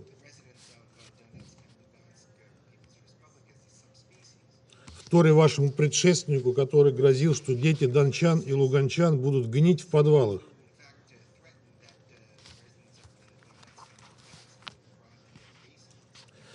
Вы призываете их уезжать в Россию. И вот вы уже ополчились на родной для вас русский язык, вводя, по сути, языковую инквизицию в стране, где русский является родным для как минимум 40% населения. А сегодня взрывы и снаряды звучат почти по всей территории, на всей территории Украины, не только на востоке, где они не смолкали 8 лет. И звучат они именно потому, что другого способа принести мир на Донбасс, к сожалению, не осталось. После того, как вы и ваши подчиненные категорически отказались выполнять Минские соглашения, приготовившись при этом уже в марте решить проблему Донбасса военным путем. В ходе нашей спецоперации мы нашли множество соответствующих секретных приказов. Нам говорят, что на Украине не может быть нацистов. Однако мы прекрасно знаем, что они у вас не только есть, но, к сожалению, правят бал. Да и как может быть иначе, если национальными героями Украины являются нацистские пособники Бандера и Шухевич, ответственные не только за Холокост, но и за убийство сотен тысяч мирных поляков, русских, украинцев и евреев. Вы просто предпочли не замечать украинских неонацистов, делая вид, что их попросту нет. А они, к сожалению, есть, и их, к еще большему сожалению, очень много, а среди них много молодых. Откуда мы это знаем? Да они этого не скрывают, делают нацистские татуировки, украшают одежду свастиками и другими нацистскими символами, приветствуют друг друга как нацисты, не скрываются в соцсетях. Их особенно много в составе национальных батальонов, таких как Айдар, Правый сектор и Азов. И это было бы ладно, но они еще и действуют как нацисты, и убивают как они. Причем не только пленных российских солдат, мучениями которых потом бахвалятся в интернете, но и своих же. Ваши неонацисты и радикалы отличаются беспримерной жестокостью к мирному населению, которое они используют в качестве живого щита и устанавливают рядом с жилыми домами тяжелую артиллерию и РСЗО. Мы сегодня опять слышали огромное количество лжи о российских военнослужащих. У нас есть сотни, если не тысячи видеосвидетельств людей, которые готовы дать показания о жестокостях украинских националистов. Зачитаю здесь лишь некоторые из них. Это жестокие истории, но вы должны их услышать. Наталья Кудинова, мэр города, сбежал одним из первых, а затем украинская власть врала, что Россия не пропускает людей по гуманитарным коридорам. Женщин с детьми нацбатальон Азов под страхом смерти удерживал в подвалах и грабил на блокпостах мирных жителей. Бабушка с внучками рассказывала, как батальон Азов не давал выйти из подвала, и кто сделал шаг вперед, стрелял на поражение. На блокпосту Азова девушек и женщин раздевали догола и забирали золото и деньги, включая последние. Валентина Николаевна Борисенкова рассказывает, как украинские военные выгнали из частного дома на улице Краматорская женщину с 2 детьми и стреляли оттуда из миномета. Она со слезами на глазах ушла, выгнали из собственного дома ее. 2 деток у нее, выгнали хлопцы, повязки голубые у них. Это украинские опознавательные знаки. Марина Васильевна рассказывала, как ее пытали в подвале СБУ в Краматорске. Пристегнули меня в канализационной трубе. Когда узнали, что я русская, били, пытали электротоком, насиловали, угрожали привести несовершеннолетнюю дочь и с ней сделать то же. Шиповалова Ольга Георгиевна. Выехали из Мариуполя, из Мангуши уже 25 марта. Огневые точки ВСУ стояли между домами и во дворах школ, прикрываясь мирными жителями. По кварталу вокруг драмтеатра ездил украинский танк и производил беспорядочные выстрелы. Стрельба велась по жилым домам. На территории 69-й, 68-й, 5-й школы стояли танки. Видела своими глазами. Супорткина Ольга Сергеевна, школа номер 15 Мариуполя. С 25 февраля ВСУ заняли там свои позиции и уехали оттуда 7 марта. Стрельбу оттуда производили. Наш дом пострадал от обстрелов. 8-9 марта были очень сильные обстрелы, и именно целенаправленно было по домам. Украинских военных спросили, зачем они это делают. Ответили, что пока весь русский дух не уничтожат, будут находиться там. Мародерство с их стороны началось сразу. Разграбили все магазины. Эвакуироваться нам помогли войска ДНР, довезли нас до Мангуши. Есть еще множество душераздирающих историй. есть до смерти замученные русские и украинцы с выжженными свастиками на груди. Есть убитые мародерами и преступниками, которым раздали оружие, мирные граждане и иностранцы, гибель которых руководство Украины, вопреки фактам и здравому смыслу, пытается свалить на российских военных. И я говорил об этом и еще раз скажу. Это подлость. Это подлость думать о том, что российские военнослужащие способны на то, в чем их обвиняют. А теперь еще есть и откровенные преступные постановки с мирными украинцами, убитыми своими же радикалами, с тем, чтобы в лучших геббельсовских традициях обвинить в их смерти российскую армию. Убиты в тех районах, которые российские войска оставили после обнадеживших многих мирных переговоров в Стамбуле. То есть теперь выясняется, что зря оставили. Я говорю прежде всего о Буче. Я понимаю, вы видели трупы, слышали рассказы, но увидели только то, что вам хотели показать. Вы не можете не видеть вопиющих нестыковок в той версии событий, которые продвигают украинские и западные СМИ. И то, что трупов в городе не было сразу после ухода российских войск, о чем свидетельствует сразу несколько видеосъемок. И то, что есть записи, где украинские радикалы призывают стрелять по тем, у кого белые повязки, то есть по мирным гражданам. Если вы смотрели внимательно видео, которое сегодня нам показывали, вы бы заметили, что на тех людях, которые лежат на земле, есть белые повязки, это мирные граждане. И то, что трупы на видео никак не похожи на те, которые пролежали на улице 3-4 дня. А по сенсационным и абсолютно антинаучным данным Нью-Йорк Таймс вообще с 20 марта. Повестись на этот фейк могут либо абсолютные дилетанты, либо наши западные партнеры, которые ничего не хотят слушать и давно уже называют черное белым и наоборот. К сожалению, этим странам на саму Украину наплевать. Она для них была и есть всего лишь пешка в геополитической игре против России, которой они легко пожертвуют, но пока постараются продлить этот конфликт, поставляя туда побольше оружия и боеприпасов. Но самое главное, повторю еще раз, как мы докатились до той жестокости, которую проявляют националисты, например, из Азова. А вы, в данном случае обращаюсь к президенту Украины, в интервью американским СМИ стыдливо защищаете, говоря, что они такие, как есть. Хочу, чтобы вы задумались и очень надеюсь, что вы найдете решение этой ситуации, потому что оно зависит только от вас. Потому что мы пришли к вам не из-за украинских земель.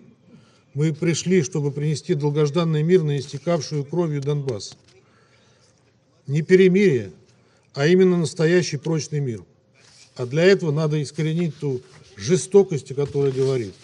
Вырезать ту нацистскую раковую опухоль, которая, пожирая Украину, со временем начала бы пожирать и Россию. И мы добьемся этой цели, надеюсь, скорее, чем позже. Другого выхода быть не может. Мы не бьем по гражданским объектам, чтобы сберечь как можно больше мирных жителей. Потому и продвигаемся не так быстро, как многие ожидали. Мы не действуем так, как американцы и их союзники действовали в Ираке и Сирии, стиравшие с лица земли целые города. Им их было не жалко, а нам жалко, потому что это близкие нам люди.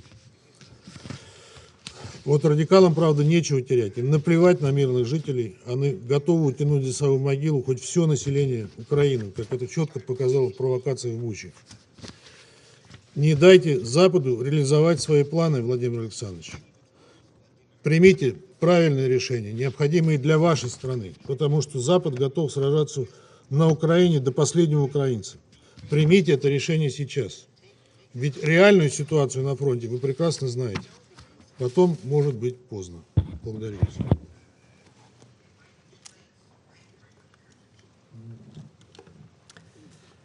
I thank the representative of the Russian Federation for his statement, and I now give the floor to the representative of Ireland. Thank you very much, Madam President. And I'd also like to thank the Secretary-General and our other briefers this morning. I want to express a very warm welcome to President Zelensky being with us this morning. President Zelensky, your courage, your leadership, and the courage of the Ukrainian people are an example to all of us. Secretary General, on the 24th of February, as Russia launched a large-scale invasion of its neighbour Ukraine, you told the world that Russia's action was wrong, that it was against the Charter, that it was unacceptable. We agreed with you. However, you also told us that this invasion was reversible and called on President Putin to end this war to save innocent lives. We echoed those calls. Sadly, 40 days later, our call has been left unanswered. Instead, over the last 40 days, we have witnessed unprecedented levels of destruction and human suffering. We are watching cities pounded by Russian artillery. We are seeing millions forced to flee their homes, seeking refuge from Russian aggression. Just minutes ago, here in this chamber, we have seen the utterly shocking images of civilians lying dead in the streets of Bucha and elsewhere in Ukraine. Some, we know, are piled into improvised mass graves. Simply harrowing. So many innocent lives lost on our watch as our pleas for peace go unheeded. The attempts here today to deny Russian culpability are frankly appalling in their cynicism, and I see them as an insult to the memory of those slaughtered civilians. Madam President, we roundly condemn the atrocities reportedly committed by the Russian armed forces in a number of occupied Ukrainian towns. The images from Bucha and other towns in the Kyiv region liberated by Ukrainian forces are horrifying. We here cannot suspend our humanity. Our thoughts, first and foremost, must be with the families of those killed. Their pain at the loss of their loved ones in such an unspeakable manner is almost unimaginable. Let's be clear. The Russian authorities are responsible for these atrocities committed while they had effective control of the area. The Russian authorities are subject to the international law of occupation. There can never be impunity from such crimes. Never, ever. Not in Bucha, not in any other town or village, ever. Where crimes have been committed, they must be fully investigated and evidence preserved so that these crimes can be prosecuted by domestic and international courts, including the International Criminal Court. Ireland will continue to support efforts to ensure robust and independent investigation of all violations of international law. We must have accountability and justice for the victims and for the survivors of this war. We at this table share that responsibility in face of such atrocity. We call on the Russian Federation to abide by the order of the International Court of Justice and to immediately cease its military action and withdraw from the entire territory of Ukraine. Madam President, in the last 40 days, we have seen a horrific humanitarian disaster unfold in Ukraine because of the Russian Federation's unprovoked and unjustifiable further invasion of that country. A country where just weeks ago, citizens lived in relative peace and prosperity, and one which has been transformed now into one where families lack access to basic necessities, where basements have become bomb shelters, where millions have become IDPs and refugees. The use of explosive weapons in populated areas has had a devastating impact on civilians in the midst of active hostilities. Once again, we call for the parties to the conflict to comply with international humanitarian law, including the obligation to direct attacks only against military objectives, the prohibitions against indiscriminate and disproportionate attacks, and the obligation to take all feasible precautions in attack. We have heard increasing allegations of sexual violence by Russian soldiers. You referred to this morning, Secretary General. We must stress that conflict-related sexual violence can constitute a war crime. The perpetrators of such crimes must be accountable. They must be held accountable. They will be held accountable. Sexual violence is another abhorrent crime of this war that cannot go unanswered. We again reiterate the need for full, safe, and unhindered humanitarian access to those in need, as called for today by Martin Griffiths. Secretary General, we again echo your call for Russia to implement an immediate humanitarian ceasefire. It is the very least the aggressor can do. It is way past time.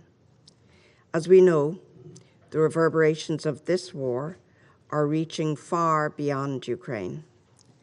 It's unacceptable that Russia's war of choice against Ukraine is also having, and will continue to have, significant spillover effects across the globe.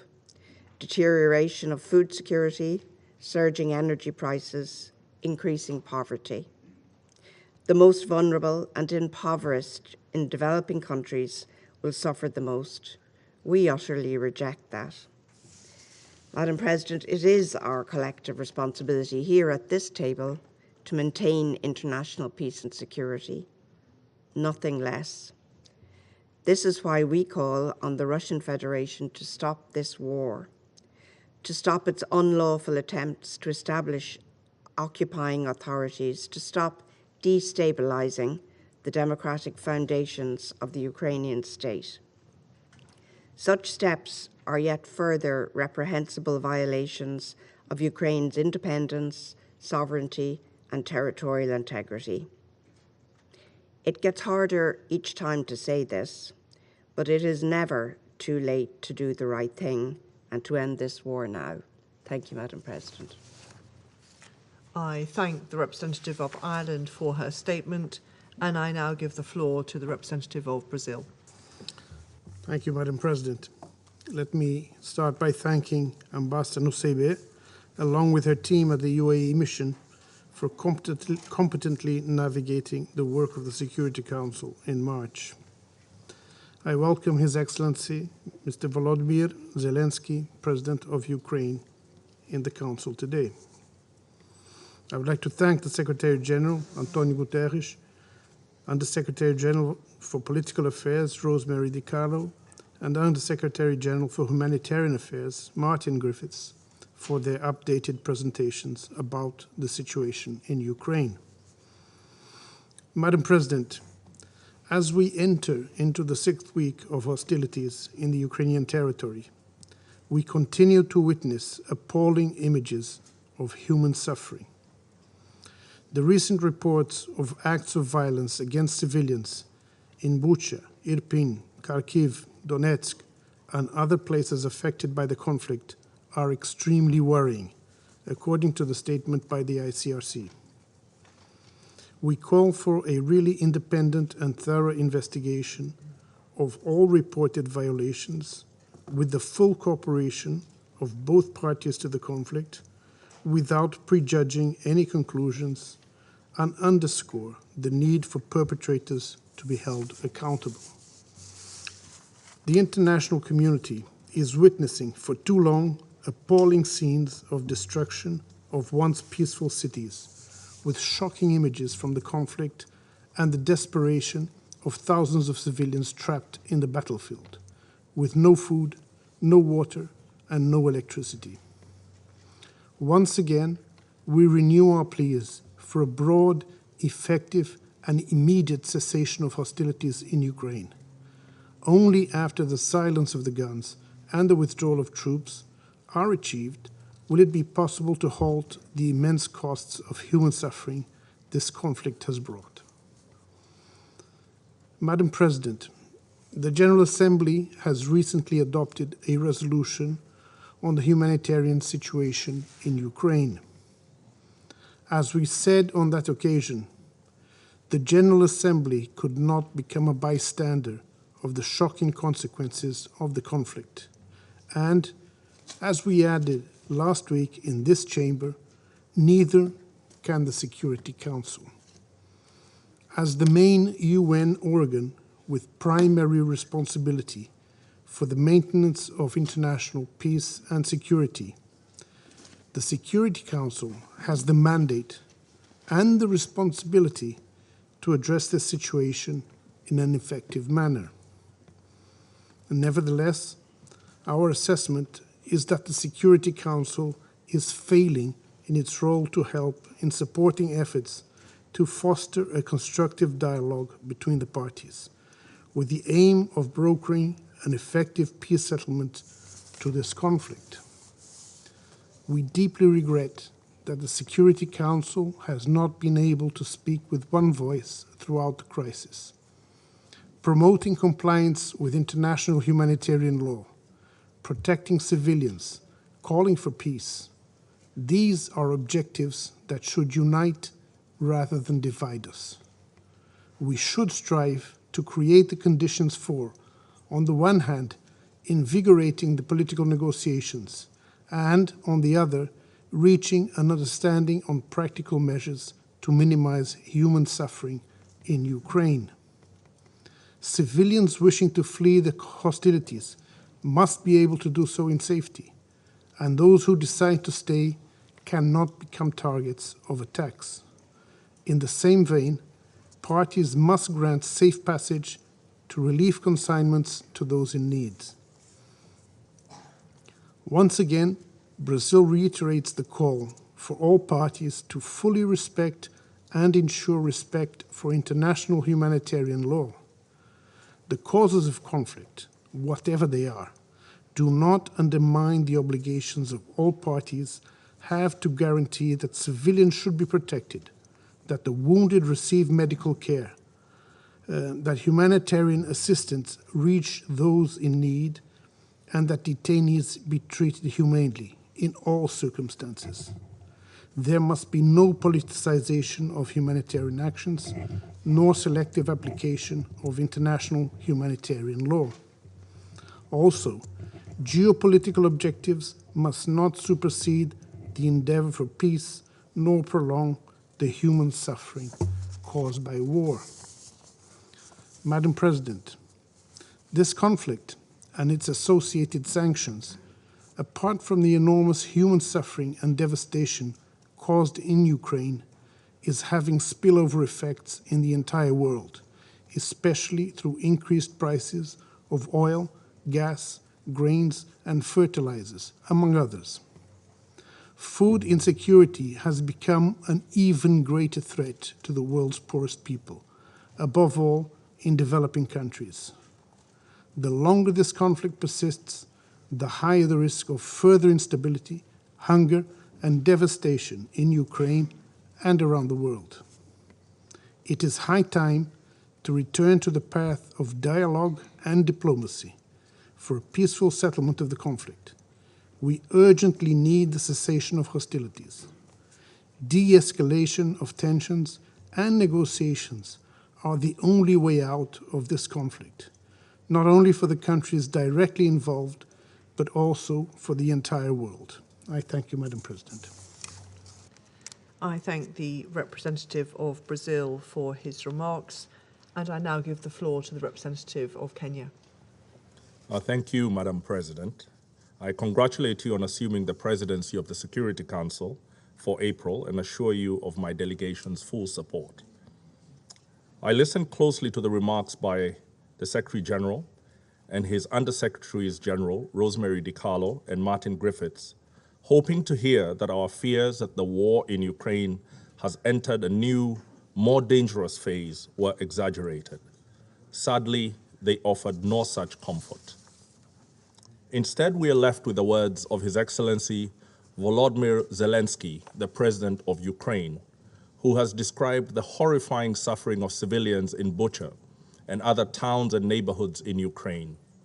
His account of the atrocities is in stark contrast to that of our colleague in the Security Council, the representative of the Russian Federation. But the fact that the truth in Bucha is contested is the surest sign that we stand on the precipice of more widespread abuses of human rights. In April 1994, even as genocide engulfed Rwanda, there were members of the Security Council contesting the horrifying truth that 1 million people were being murdered. We should stand warned that the inability of the Council to establish the facts and accordingly attribute responsibility may enable the risk of escalation into far worse crimes. Beyond the city of Bucha, Madam President, we're extremely worried about the safety of civilians who are trapped in other besieged cities and villages, such as Mariupol and Kherson.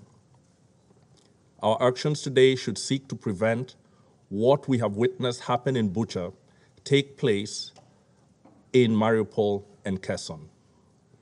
While we debate who is responsible for the horrors of Bucha, it is incontestable that what started as a special military operation is now a war, and that what began with reassurances of limited aims, not targeted at civilians, has led to thousands of dead civilians and millions of refugees and internally displaced. No one can doubt that there are flagrant violations of international law, international humanitarian law, and the UN Charter underway in Ukraine.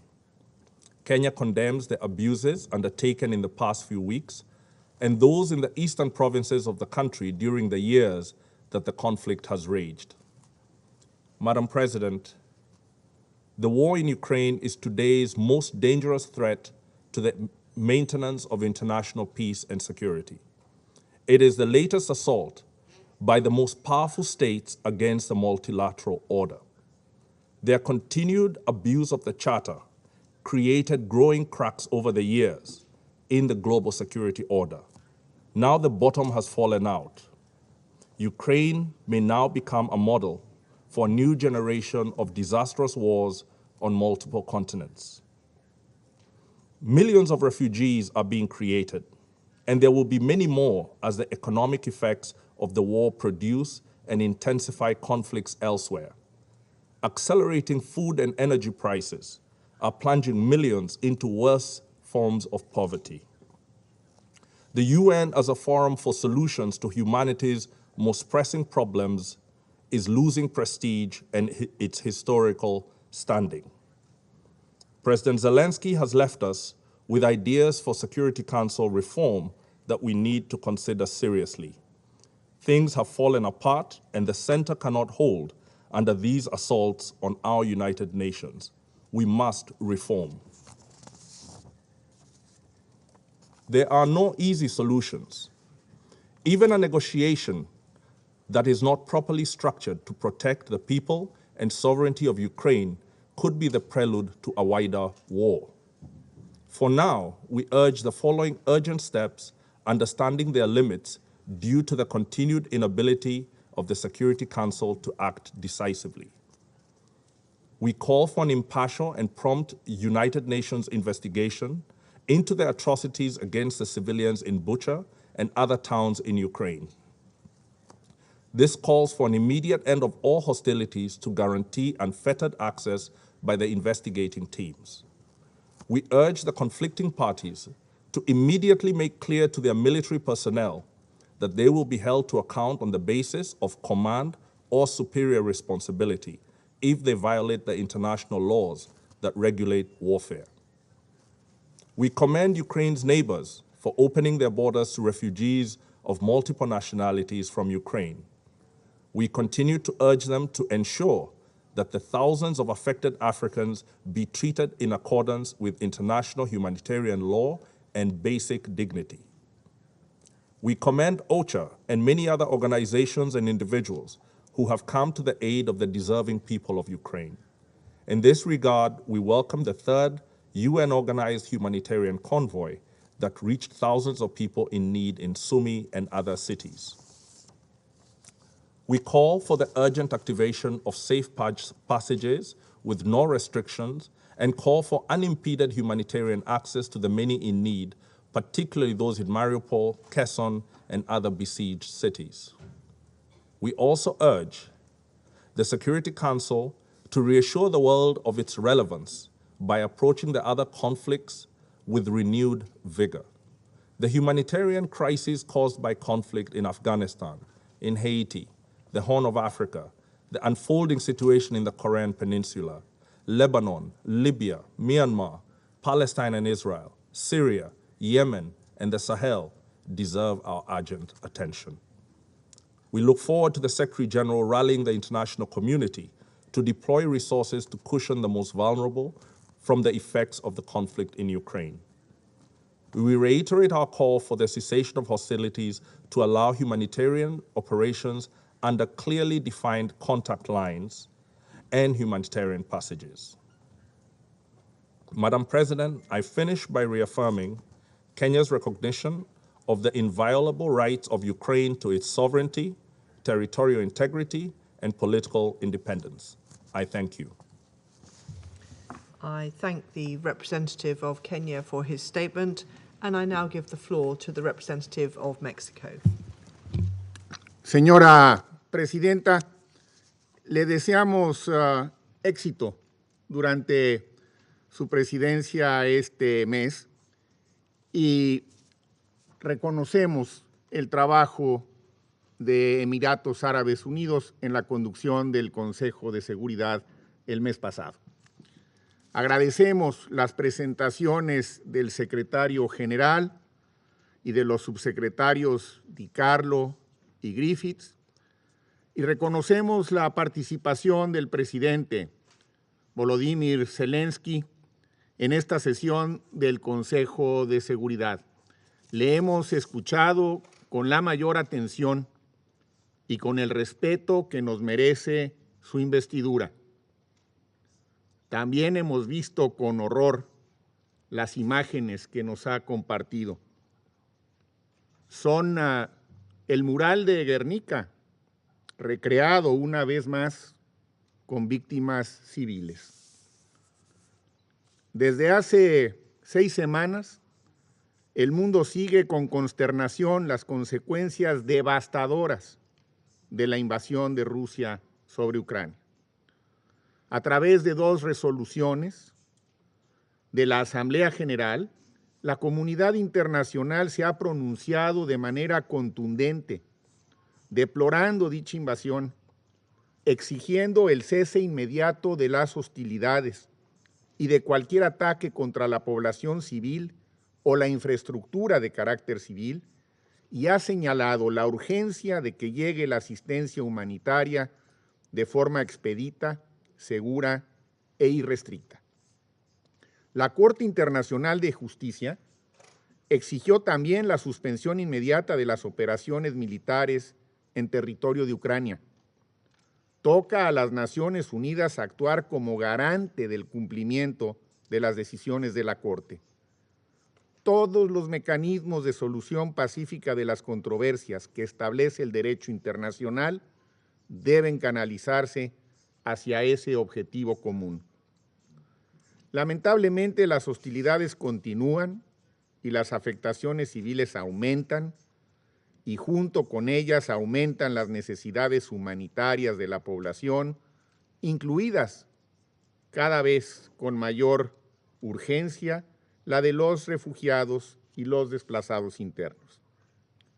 Las imágenes de las calles en Bucha y en otras ciudades que han circulado profusamente en los últimos días han conmocionado al mundo. Condenamos de manera enérgica las atrocidades que en ellas se reflejan. No hay absolutamente nada que las justifique. Proteger a la población civil es una responsabilidad irrenunciable de la comunidad internacional. Como lo ha señalado la Alta Comisionada para los Derechos Humanos, las graves violaciones al derecho internacional humanitario y al derecho internacional de los derechos humanos obligan a mantener la posibilidad de que efectivamente se haya incurrido en crímenes de guerra. México respalda cabalmente la declaración del secretario general para que se realicen a la brevedad investigaciones imparciales que permitan identificar responsables y una eficaz rendición de cuentas. Igualmente, Seguimos con atención el trabajo de la Corte Penal Internacional y apoyamos al fiscal que se encuentra en proceso de investigar supuestos crímenes internacionales cometidos en Ucrania, así como a la Comisión de Investigación Independiente creado con esos mismos propósitos por el Consejo de Derechos Humanos de la ONU. Sus informes serán determinantes. Las consecuencias de esta guerra han sido terribles. Su impacto dramático tendrá también efectos graves en el mediano y el largo plazo, no solo en la región, sino en todo el resto del mundo. Como lo ha dicho con claridad el director ejecutivo del Programa Mundial de Alimentos, millones de personas pagarán en carne propia el precio de este conflicto. Habrá escasez de alimentos básicos en muchas regiones que ya de por sí eran inseguras y frágiles. Con todas las dificultades que implican y la urgencia que conllevan, los esfuerzos de la comunidad internacional para hacer frente al drama humanitario son solamente temporales. La solución de fondo es, como aquí se ha dicho, un cese inmediato de las hostilidades y un acuerdo político que restaure la negociación por la vía diplomática.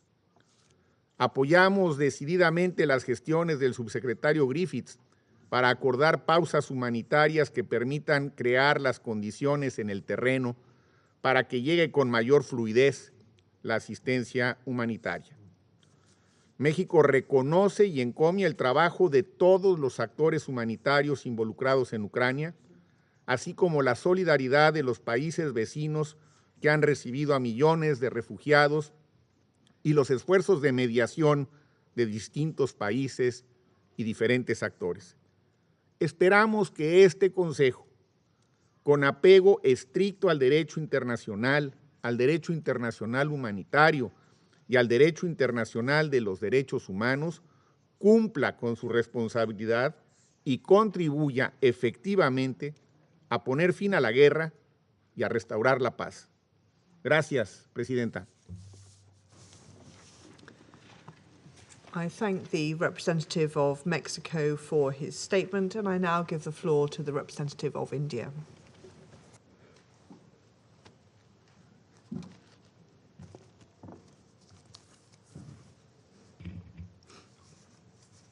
Thank you, Madam President.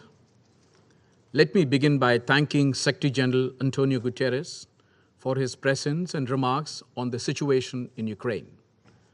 I also thank USG Rosemary DiCarlo and USD Martin Griffiths for their respective briefings on the security and humanitarian situation. We thank the participation of His Excellency, the President of Ukraine, at today's meeting. I also take this opportunity to thank the United Arab Emirates and Ambassador Lana Nusayba for their excellent presidency. Madam President, the situation in Ukraine has not shown any significant improvement since the Council last discussed the issue. The security situation has only deteriorated, as well as its humanitarian consequences. Recent reports of civilian killings in Bucha are deeply disturbing. We unequivocally condemn these killings and support the call for an independent investigation. We hope the international community will continue to respond positively to the humanitarian needs. We support calls urging for guarantees of safe passage to deliver essential humanitarian and medical supplies. Keeping in view the dire humanitarian situation in Ukraine, India has been sending humanitarian supplies to Ukraine and its neighbors, which include medicines and other essential relief material. We stand ready to provide more medical supplies to Ukraine in the coming days. India continues to remain deeply concerned at the worsening situation and reiterates its call for immediate cessation of violence and end to hostilities. We have emphasized right from the beginning of the conflict the need to pursue the path of diplomacy and dialogue. When innocent human lives are at stake, diplomacy must prevail as the only viable option. In this context, we take note of the ongoing efforts, including the meetings held recently between the parties. The impact of the crisis is being felt beyond the region, with increasing food and energy costs, especially for many developing countries. It is in our collective interest to work constructively, both inside the United Nations and outside, towards seeking an early resolution to the conflict. Allow me to reiterate the importance of UN guiding principles of humanitarian assistance once again. Humanitarian action must always be guided by the principles of humanitarian assistance, which is humanity, neutrality, impartiality, and independence.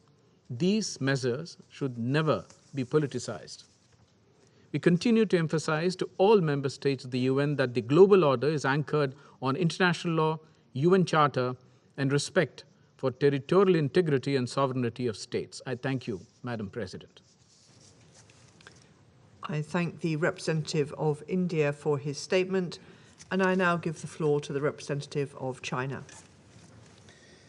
谢谢主席女士。主席女士，我首先要祝贺你担任安理会本月轮值主席。同时呢，我也要感谢努塞贝大使和阿联酋团队作为3月份安理会主席所做的出色的工作。主席女士，推动乌克兰局势降级，尽早停火止战，是国际社会的迫切期待，也是中方的强烈愿望。我们多次强调，对话谈判是开启和平之门的唯一出路。俄罗斯、乌克兰已经举行多轮谈判，我们欢迎双方坚持和平谈判的大方向，克服困难和分歧，为全面解决危机不断积累条件。国际社会要为双方谈判营造有利条件和环境，为政治解决开辟空间，不要设置障碍，增添阻力，更不要火上浇油，激化矛盾。要全力防止局部冲突扩大化。中方高度重视乌克兰人道问题，支持一切有利于缓解乌克兰人道危机的倡议和举措。当前冲突仍在持续，我们呼吁当事方遵守国际人道法，保护平民和民用设施安全，最大限度减少平民伤亡，确保人员撤离和人道准入通道的安全通畅，保障妇女儿童、伤员战俘的基本权利。人道问题不应被政治化，乌克兰和周边国家的人道需求巨大，国际人道机构仍应保持中立、公正，积极动员协调更多资源，为挽救生命、保护平民做出不懈的努力。中方已经并将继续向乌克兰和周边国家提供人道主义援助。根据国际人道法，平民在武装冲突中应免遭任何形式的暴力，针对平民的袭击不可接受，也不应该发生。有关布查镇平民死亡的报道和画面令人十分不安，事件的相关情况和具体原因必须查清。任何指控都应基于事实，结论得出之前，各方应保持克制，避免无端指责。主席女士，正如古特雷斯秘书长所说，乌克兰危机的溢出效应正在对世界，特别是发展中国家产生巨大的影响，这值得高度重视，必须加强管控。制裁不是解决问题的有效手段，反而会加速危机的外溢，带来新的复杂问题。在全球化深入发展、人类命运紧密相连的今天，实施全方位、无差别的制裁，无异于将世界经济政治化、工具化、武器化，引发全球经贸、金融、能源、粮食、产业链、供应链等领域的严重危机，危及国际社会数十年的发展成果，让各国民众付出沉重的代价。广大发展中国家不是冲突的当事方，不应被卷入矛盾，更不应被迫承担地缘冲突和大国博弈的后果。世界主要经济体要负起责任，管控危机外溢风险，维护全球市场稳定和世界经济的复苏势头。主席女士，冷战已经结束30多年，欧洲发生这样一场地缘政治的悲剧，值得深刻反思。各国主权和领土完整都应得到尊重，中小国家不应被推向大国对抗的前沿。各国都有权独立自主决定外交政策，不应被迫选边站队。各国的安全不可分割，一国的安全不能以损害他国安全为代价。我们呼吁美国、北约、欧盟同俄罗斯开展全面对话，直面多年来积累的矛盾，找到解决问题的办法，推动构建均衡、有效、可持续的地区安全架构。在乌克兰问题上，中方不谋求地缘政治私利，没有隔岸观火的心态，更不会做火上浇油的事情。我们真诚期待的目标只有一个，就是和平。中方将继续劝和促谈，为解决乌克兰危机发挥建设性、负责任作用。谢谢你，主席女士。I thank the representative of China for his statement, and I now give the floor to the representative of France.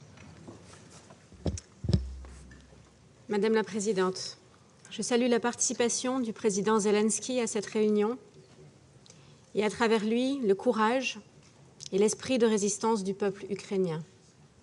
La France se tient à vos côtés.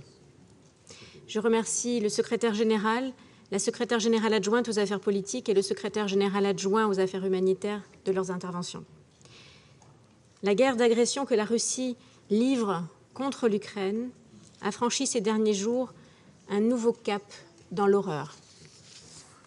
Les images de charniers, d'exactions de masse contre des civils dans les localités du nord de l'Ukraine, à Bucha, à Borodyanka, Motyine, ont suscité la condamnation et l'indignation partout dans le monde. Nous exprimons toute notre compassion pour les victimes, toute notre solidarité avec les Ukrainiens et restons bien entendu sous le choc des images effroyables qui viennent d'être diffusées dans la vidéo plus tôt ce matin. La France condamne avec la plus grande fermeté les exactions massives commises par les forces russes. Ces exactions pourraient être constitutives de crimes de guerre, mais aussi de crimes contre l'humanité. Les manœuvres de désinformation utilisées par la Russie pour dissimuler ces crimes ne surprennent malheureusement personne. Une fois encore, Moscou ajoute à l'indignité du meurtre de civils et du massacre d'enfants celle du mensonge, du cynisme et du négationnisme.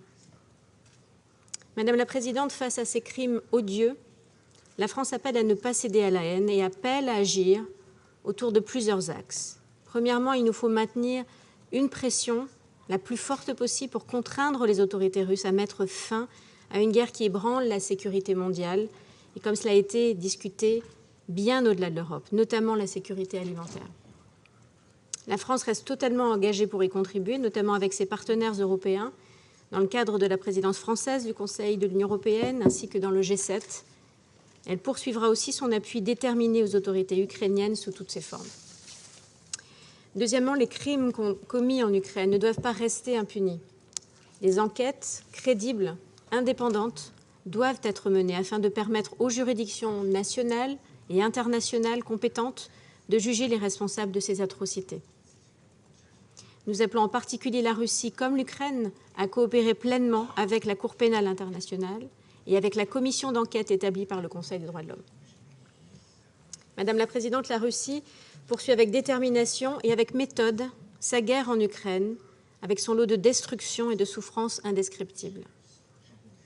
Nous appelons au respect du droit international humanitaire. Les civils, y compris les enfants et les personnels humanitaires, doivent être protégés. Il en est de même pour les infrastructures civiles, notamment les hôpitaux, les écoles. Nous saluons la mobilisation des pays frontaliers de l'Ukraine, qui jouent un rôle absolument majeur dans l'accueil des réfugiés. L'hospitalité dont ils font preuve fait honneur à l'Europe. L'Union européenne a notamment mobilisé un paquet de plus de 500 millions d'euros de soutien d'urgence à l'Ukraine. Et le Conseil européen des 24 et 25 mars dernier a également prévu la mise en place d'un fonds fiduciaire de solidarité avec l'Ukraine. La France prend également sa part avec 100 millions d'euros d'aide humanitaire. Nous soutenons les efforts du secrétaire général et de Martin Griffiths pour obtenir un cessez-le-feu humanitaire, pour permettre l'évacuation des civils de toutes les villes assiégées et l'accès de l'aide humanitaire. Tous les efforts doivent être faits en vue de parvenir à la cessation des hostilités. C'est une première étape indispensable vers un règlement durable du conflit. C'est un signal nécessaire à la crédibilité de l'engagement russe dans toute négociation. La France est déterminée à continuer à contribuer aux efforts de paix, notamment en soutenant les autorités ukrainiennes dans la recherche d'un règlement politique une fois qu'un cessez-le-feu aura été mis en place, ainsi bien sûr que par le maintien de canaux de dialogue avec la Russie. Madame la Présidente, comme l'a rappelé le 3 avril le ministre français de l'Europe et des Affaires étrangères, M. Le Drian, la France reste totalement engagée pour mettre fin à cette guerre d'agression, dont le coût humain, dont l'impact humanitaire sont chaque jour plus graves.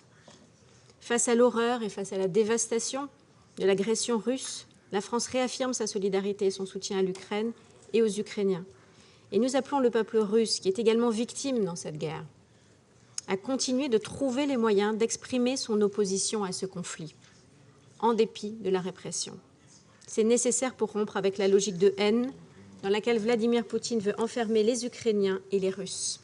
Je vous remercie. I thank the representative of France for her statement, and I now give the floor to the representative of Norway.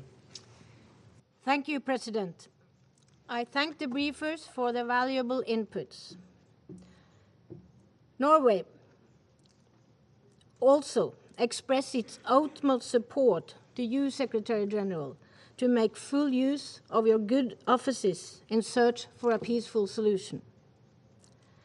I want to thank President Zelensky, through you, Ambassador, for his strong testimony this morning and for the heroic fight the President, the Ukrainian government, and the Ukrainian people are engaged in for your country and for the peace and freedom of us all. We are with you and we support you. As we heard from President Zelensky and have seen this weekend, the need for peace could not be more urgent. For more than 40 days and nights, attacks from Russia have continued to batter the Ukrainian people and their cities, causing death and destruction. And the suffering is escalating. We too are appalled by the reports coming out of the areas around Kyiv and other regions.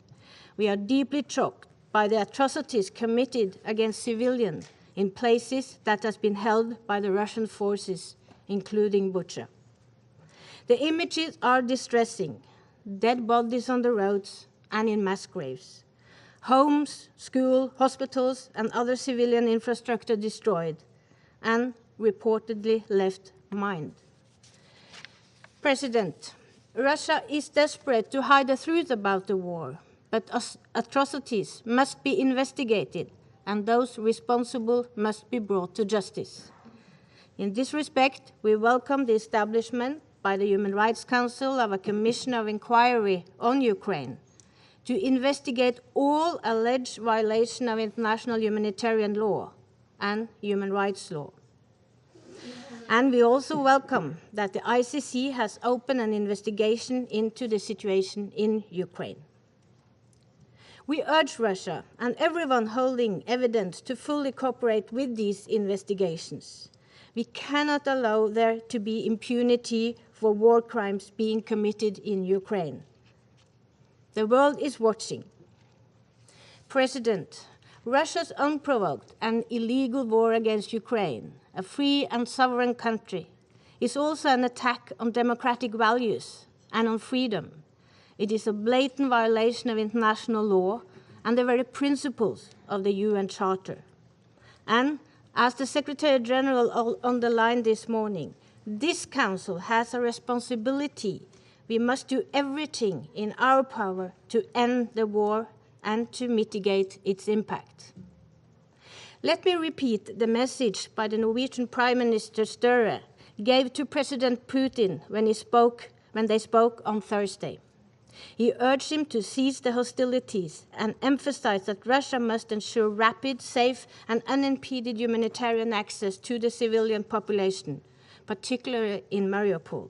He stressed also the need to find a negotiated solution to end the war. President, the suffering is widespread. Russia's war is causing the largest humanitarian crisis in Europe since the Second World War. A quarter of the Ukrainian population has now been displaced, and cluster munition will continue to maim and kill long after the conflict has ended. The reconstruction, when it comes, will take years. Ukraine has been set back decades in its economic development, and the consequences of this war will be felt by generations of Ukrainians. Russia's war is also being felt globally, exacerbating other humanitarian crises and causing a serious negative effect on the agricultural sector with a global rise in food insecurity and increased prices of fuel and fertilizers. President, before concluding, let me be very clear.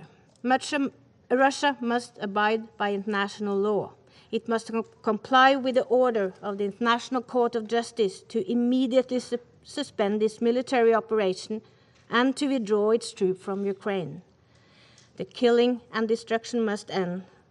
Russia must stop its illegal war. Thank you. The representative of Norway for her statement, and I now give the floor to the representative of Ghana. Thank you very much, Madam President. I congratulate the UAE for its successful presidency in the preceding month and wish you and the UK delegation the very best for this month. Let me begin by thanking the Secretary General for his statement to the Council and welcoming the briefings of USG Rosemary DiCarlo and USG and Emergency Relief Coordinator Martin Griffiths on the prevailing situation in Ukraine and the coordinated humanitarian response of the United Nations agencies in the face of difficult operational challenges on the ground. I also welcome the virtual participation in this meeting of the President of Ukraine, His Excellency, Mr. Volodymyr Zelenskiy. My delegation has taken careful note of the Ukrainian President's remark, noted his country's steadfast commitment to peace, and encouraged the path of dialogue and diplomacy in finding a settlement of this needless war. Madam President, the prolongation of the war in Ukraine continues to be a situation of deep concern for Ghana. We are particularly disturbed by the increasing humanitarian cost arising from the unjustified aggression by the Russian Federation against Ukraine. We have observed with pain the unbridled bombardment of civilian populated areas as well as civilian and other critical infrastructure without regard to the customary norms of international law and the principles of international humanitarian law relating to armed conflict. Ghana is gravely concerned by the reports of alleged gross violations of international humanitarian law and international criminal law since the onset of the invasion, including emerging reports and images of human rights violations and the killings of civilians in Mariupol, Chernihiv, Kharkiv, and areas on the outskirts of Kyiv, such as Bucha.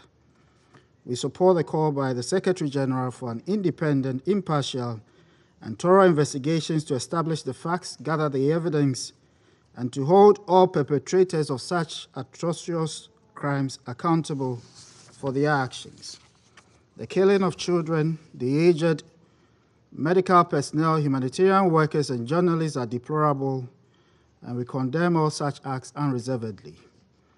We urge restraint on all sides and re-emphasize the urgency of an unconditional cessation of hostilities nationwide to enable the evacuation and safe passage of civilians and facilitate the delivery of life-saving aid to the people in the cities that remain under siege. Humanitarian agencies require unobstructed access to reach people in need of food, water, and medicine and other critical supplies, and all parties must guarantee such access.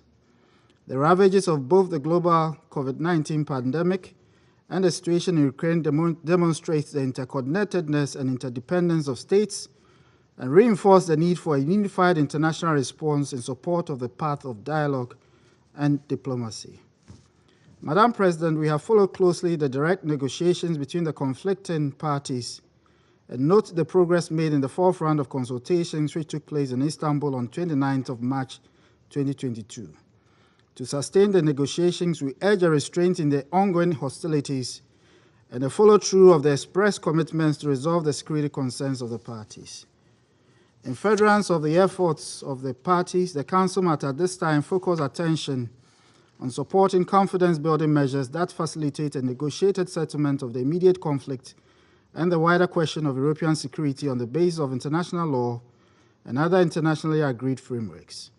The convergence of the parties and the international community on these matters would be the only way to end the tensions, bridge the differences between the parties, and forge a unified position on the situation in Ukraine. I thank you for your kind attention. I thank the representative of Ghana for his statement, and I now give the floor to the representative of the United Arab Emirates. Thank you, Madam President, and I'd like to join others in congratulating you and your team for assuming the presidency and wishing you a productive month. I'd also like to thank the Secretary General, the Under-Secretary General for Political and Peacebuilding Affairs, and the Under-Secretary General for Humanitarian Affairs and the Emergency Relief Coordinator for their helpful briefings. We also thank President Zelensky for his address to this Council. We have once again heard in this Council deeply sobering and concerning reports from the ground, including from Martin Griffiths and Rosemary DiCarlo. And with every meeting, the Council is reminded of the rapidly deteriorating humanitarian situation on the ground in Ukraine. 1/4 of the country's population have fled their homes. And the rising death toll and the destruction of critical civilian infrastructure are a grim reflection of the tragic human cost of war.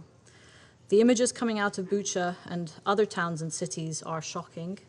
The alleged crimes they entail are of the utmost gravity. And first and foremost, as others have said, we must establish what has happened here with the cooperation of all parties. It is imperative that we do not get caught up in a war of narratives, in addition to the conflict that is ongoing. Indeed, we need to allow for the existing mechanisms to investigate the facts on the ground impartially so that justice for all victims can be served, and we acknowledge the Secretary General's call for that independent investigation, as well as last week's appointment of the members of the Human Rights Council's Independent International Commission of Inquiry on Ukraine. As we enter the 6th week of conflict, we believe that an immediate cessation of hostilities throughout Ukraine is imperative to move towards a peaceful solution to the war in Ukraine. And we take note of efforts to reach a diplomatic resolution to the conflict, and we see the ongoing negotiations and several rounds of negotiations between Russia and Ukraine as a very positive development. We remain hopeful that these efforts at the negotiating table can urgently translate into de-escalation on the ground, and we urge others to support these efforts. We also welcome the readout from Mr. Griffiths on his meetings with senior Russian officials, as well as his upcoming meetings with Ukrainian officials. Establishing a viable humanitarian ceasefire could be a stepping stone for broader negotiations and eventually a sustainable peace. However, until a cessation of hostilities is achieved, the priority must be to work towards protecting and alleviating the suffering of civilians. And in addition to the points we made during the last Council meeting on Ukraine on 29th March, I want to focus here on 4 additional points for the Council's consideration.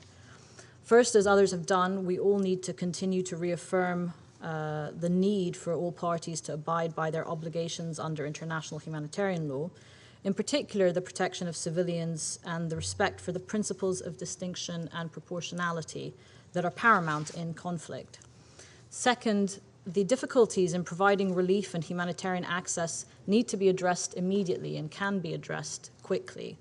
It's critical to find either local or broad-based agreements for security guarantees to allow for the safe provision of humanitarian assistance and for civilians to voluntarily evacuate safely.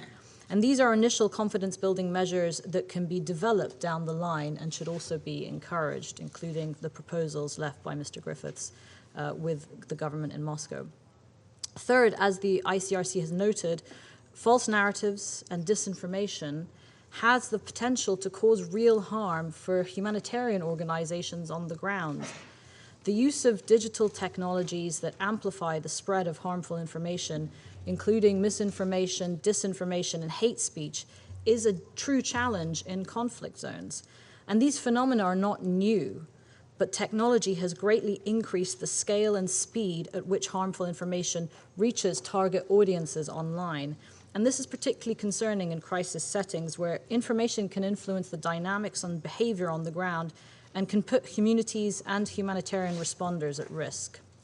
Fourth, at a time of conflict, protecting civilians, of course, must be our top priority. However, we should not forget the impact that war has on a nation's cultural heritage and identity. We're concerned by UNESCO's recent reports on the dozens of cultural sites that have been damaged in Ukraine since the conflict began. We know from our experience in the Middle East that protection of cultural sites is critical to rebuilding peace. And in moments of violence and turmoil, cultural sites are essential cornerstones for collective memory and a foundation for future reconciliation. We therefore call on all parties to refrain from the unlawful destruction of cultural heritage and to think about what comes next after the war concludes for the people living there and how they go about building peace. Before I end, allow me to take a moment to reflect on what others have commented on, including the Secretary General, and that is the devastating impact of the conflict on food security worldwide. And we're alarmed by these figures shared by the Secretary General just now on how the war is affecting some of the most vulnerable communities around the world. 1.2 billion people in 47 developing countries are at risk due to rising food prices. And food shortages are aggravating situations already on this Council's agenda, and these shortages are felt in other settings where high prices of basic commodities can lead to further unrest and instability, not just in this part of the world, but around the globe. So we look forward to seeing the UN Global Crisis Response Group on Food, Energy and Finance address these issues and offer it our full support. And let us not forget that the effects of this war are hitting communities that are still reeling from the global COVID-19 pandemic.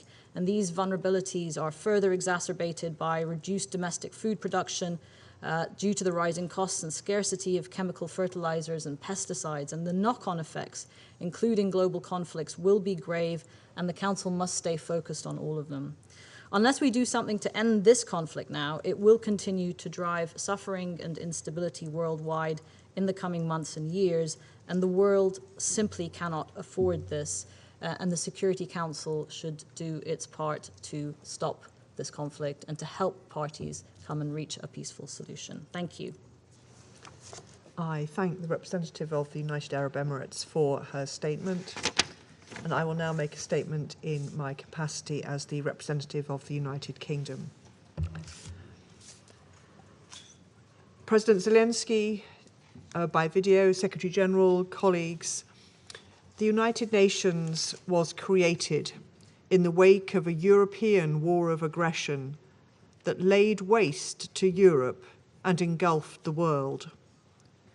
All of us who signed the UN Charter committed to ending the scourge of war, to fundamental human rights, the dignity and worth of the human person, the equal rights of nations large and small, to justice and respect for international law. Yet now, we're facing another war of aggression in Europe. We've heard today, again, the devastating impact of Russia's unilateral and illegal military action in Ukraine, its impact on surrounding countries and the region, and on the security and prosperity of the wider world as it seeks to recover from the COVID-19 pandemic. Thousands killed, millions displaced, cities razed to the ground, hospitals bombed, citizens cut off from food, water, and medicine, blockaded seaports, and the rapid increase in wheat prices, pressure on already stretched humanitarian resources. And now, as Russia is forced into retreat from areas around Kyiv, the brutality of the invasion is laid bare. We've all seen the horrific images from the towns of Bucha and Irpin of civilians deliberately killed in areas from which Russian forces have recently withdrawn. And the video we saw earlier underlined that horror. These acts and other credible incidents must be investigated as war crimes, and the UK fully supports the work of the International Criminal Court and the work of the Ukrainian Prosecutor General and other national prosecutors. Colleagues, as we and so many others have said so many times, all of this could be stopped if the Russian Federation ended this war now. I resume my function as President of the Council. The representative of the Russian Federation has asked for the floor to make a further statement. Я знаю, что это не приближает нас к завершению сегодняшнего заседания, но поскольку тема, которую мы сегодня обсуждаем, исключительно важна, я думаю, что необходимо сказать о том, что стало причиной этого заседания, о чем мы не имели возможности сказать вчера, потому что нам не дали провести отдельное заседание Совета по этому вопросу. И, к сожалению, встречу вчерашнюю правдами и неправдами наши западные коллеги пытались замотать, и таким образом мы получили новую наглядную иллюстрацию того, как выглядит порядок, основанный на правилах.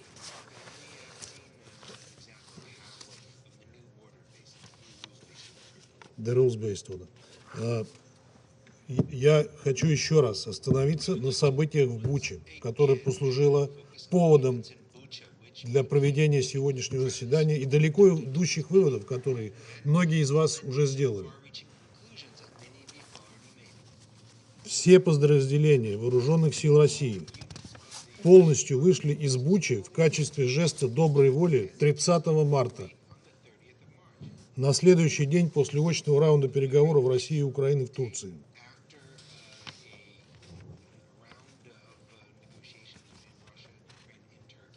Сообщение об этом было в тот же день опубликовано на официальных страницах Министерства обороны России. За время нахождения города под контролем российских войск ни один мирный местный житель не пострадал от каких-либо насильственных действий. Люди свободно передвигались по городу и пользовались сотовой связью. Более того, в населенные пункты Киевской области российскими военнослужащими было доставлено и выдано мирным жителям 452 тонны гуманитарной помощи. Этому есть подтверждающие свидетельства. Выезды из города не блокировались.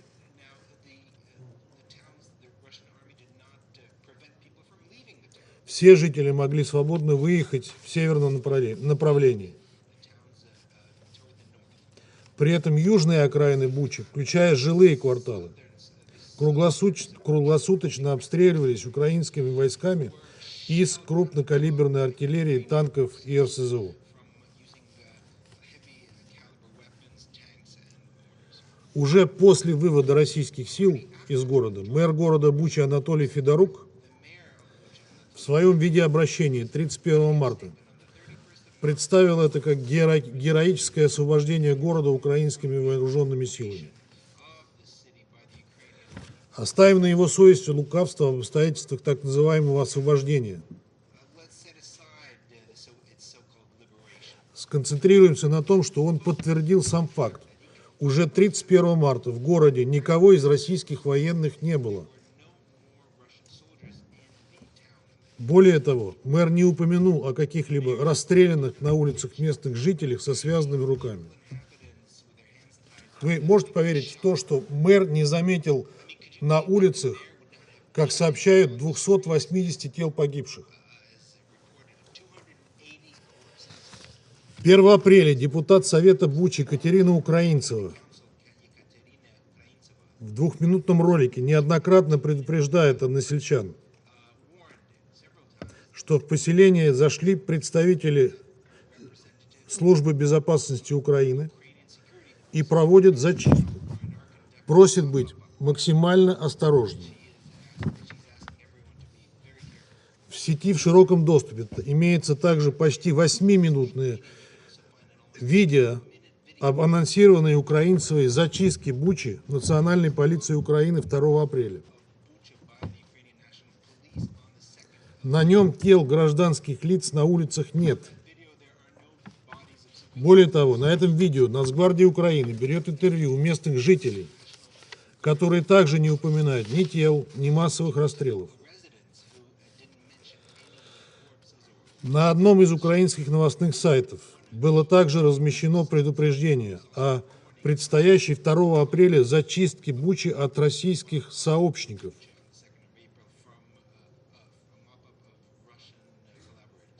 Сейчас оно удалено, но пользователям удалось его сохранить.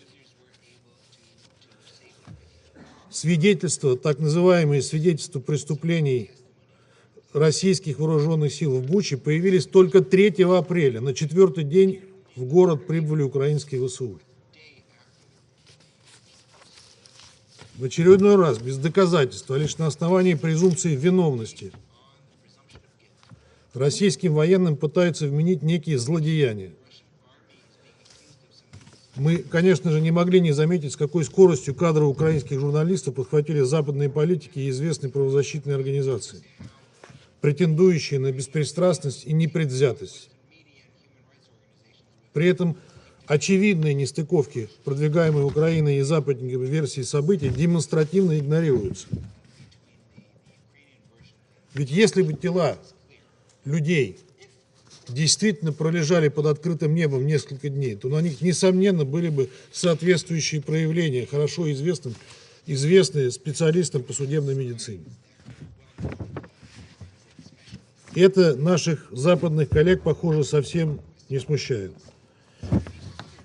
Иначе бы Нью-Йорк Таймс не пошла еще дальше, утверждая, что трупы на улицах пролежали аж с 20 марта. Вы можете представить, в каком состоянии тогда бы были? Кроме того, многие погибшие на распространенных украинцами кадрах имели на руках опознавательный знак, белую ленту.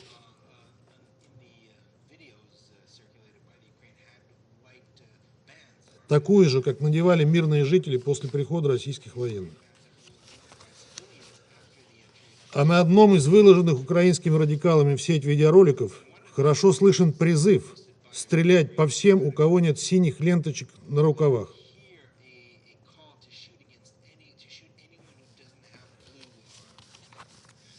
Это видео хода зачистки в Буче выложил в сеть один из лидеров так называемых территориальных батальонов, которым украинская власть бесконтрольно раздавала оружие. Кроме того, уже упомянутая мной депутат городского совета Бучи Катерина Украинцева в интервью «Медузе», российскому новостному изданию «Медузе», призналась, что российские войска при ней людей не расстреливали. В том же интервью она подтверждает, что в основных разрушениях виноваты украинские военные. Эти моменты, разумеется, также остаются за скобками подачи наших украинских и западных коллег.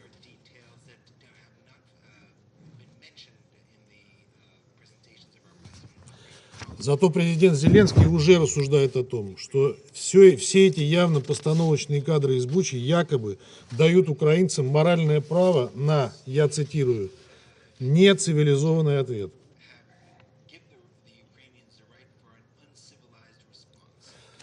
Ну, что это такое, мы можем только догадываться, потому как вели себя украинские радикалы на востоке Украины. Многочисленные свидетельства их преступлений шокируют. К сожалению, похоже, на этом киевские специалисты по дезинформации и постановкам останавливаться не собираются. Как заявили в Министерстве обороны России, по подтвержденной информации, вечером 4 апреля в населенном пункте Мощун в 23 километрах северо-западнее Киева военнослужащими 72-го Украинского главного центра психологических операций была проведена очередная постановочная съемка якобы погибших от насильственных действий российских вооруженных сил мирных жителей для последующего распространения через западные СМИ. Подобные мероприятия украинскими спецслужбами были проведены также в Сумах и некоторых других городах. В завершение хотел бы обратиться к нашим западным коллегам. Мы прекрасно понимаем, что вы делаете, разыгрывая украинскую карту и с каждым днем нагнетая истерическую антироссийскую пропагандистскую кампанию.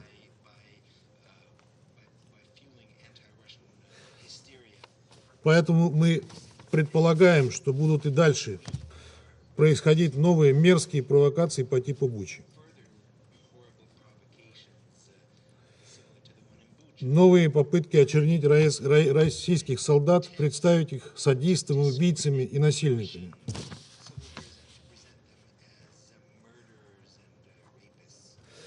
Я уже говорил, что это крайняя подлость. Правда, вас не интересует то, что сегодня современные технологии позволяют сделать любое видео. Мы сегодня посмотрели видео, которое нам представила украинская сторона. Сейчас уже интернет полон опровержениями того, что мы там видели. Что это было снято не там, не в то время и не с теми людьми. Последнее. Несколько слов моей американской коллеги, которая объявила крестовый поход по исключению России из Совета по правам человека. Об этом говорит представитель страны, который еще 3 года назад критиковала Совет жесточайшим образом за то, что он посмел осудить методы и действия американских солдат в Афганистане и Ираке.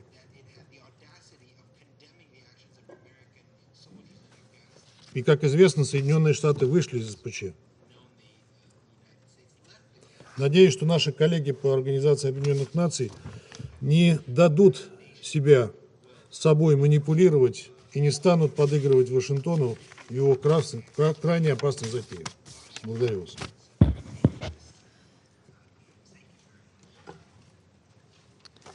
I thank the representative of the Russian Federation for his statement. The representative of Ukraine has asked for the floor to make a further statement.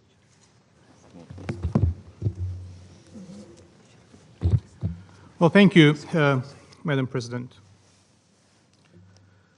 Before I switch to English, I would say a couple of lines in Russian.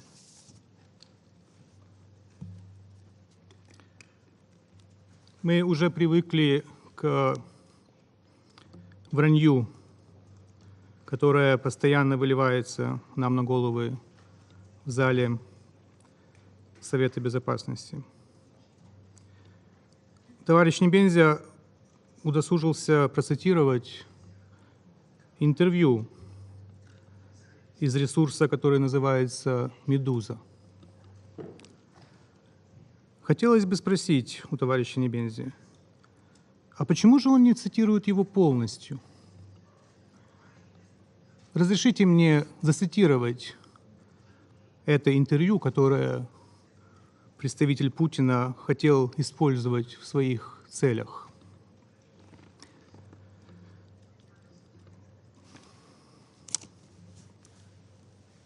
Я цитирую слова женщины, на которую он посылался.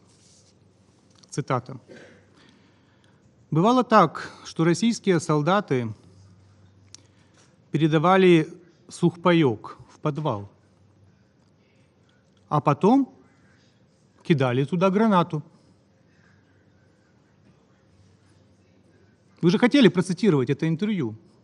Почему же вы его полностью не процитировали?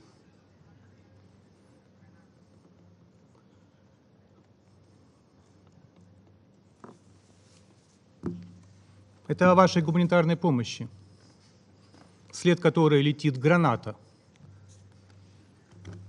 Интервью, которое вы цитировали. Та же самая женщина. Now let me switch to English. I would like to make my further statement in response to the hypocritical questions by Putin's representative. After the video we saw with the shocking images from Bucha, Irpin, Matizhin, and other sites, he should ask these very questions to himself. How have Russians got to the cruelty of Nazis? When have you started enjoying acting like Nazis? Killing civilians, attempting to redraw internationally recognized borders, setting the task to finally resolve the Ukrainian issue, like Hitler attempted to resolve the Jewish issue. When did you miss the point of Russia's turning into the Nazi-style cancerous tumor? Unable and unwilling to stop expanding and bringing to neighboring nations sufferings, destruction, pain, and death. I'm appalled over your cynical and outright lie that you don't hit civilian targets, and that is why you're moving so slowly. You hit the civilian targets and you kill the civilians. Shall I quote your own words of yesterday in the press conference that you gave here in the headquarters, where you said that civilians are killed by your army? Or shall I not? Shall I play the video? You said this is war. Civilians are killed in the war. It's a warfare, you said. Or perhaps in your mindset, a children's hospital in Mykolaiv, destroyed by the Russian strike yesterday, was a military target. And perhaps a child killed as a result of the strike was a Ukrainian nationalist. The only truth you've said is that you are not moving as planned. And the only reason is the resistance of the Ukrainian army and the Ukrainian people, not your smart military planning.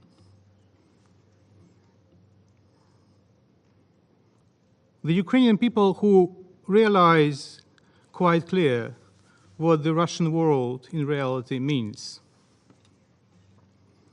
And we thank the international community for the solidarity with Ukraine.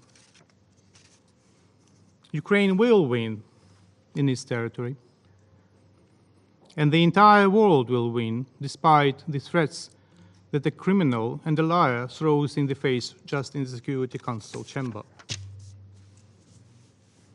Finally, if there is anything that we have to thank the Russian representative for, it is his acknowledgement at yesterday's press conference that Russia is waging war against Ukraine. War, you said several times, not the special operation. And I consider this confession shall impact the UN assessment of what is going on in the center of Europe. Perhaps it was the unique moment when we should believe what a fully accredited representative says in the United Nations. Hence, once again, a reminder to Putin's diplomats.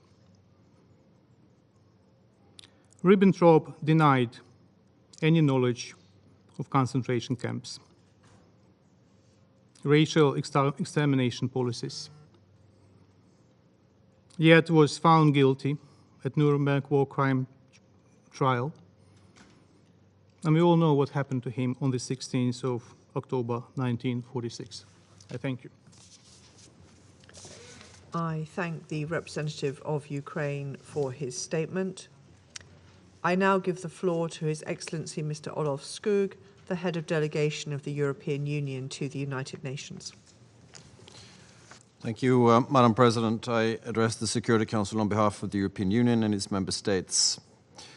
North Macedonia, Montenegro and Albania, Bosnia and Herzegovina, Iceland and Liechtenstein, Republic of Moldova, Georgia, Monaco and San Marino all aligned themselves with this statement. And I wanted to start by congratulating you, Madam President, for the United Kingdom for assuming the presidency for the month of April and for convening this meeting and for inviting us to speak, and also acknowledge the presidency of March of the United Arab Emirates. I want to thank the Secretary General, Under Secretary Generals Di Carlo and Griffiths for their presentations, and I want to express our full support, solidarity and respect for the heroic people of Ukraine as embodied by the message this morning by President Zelensky.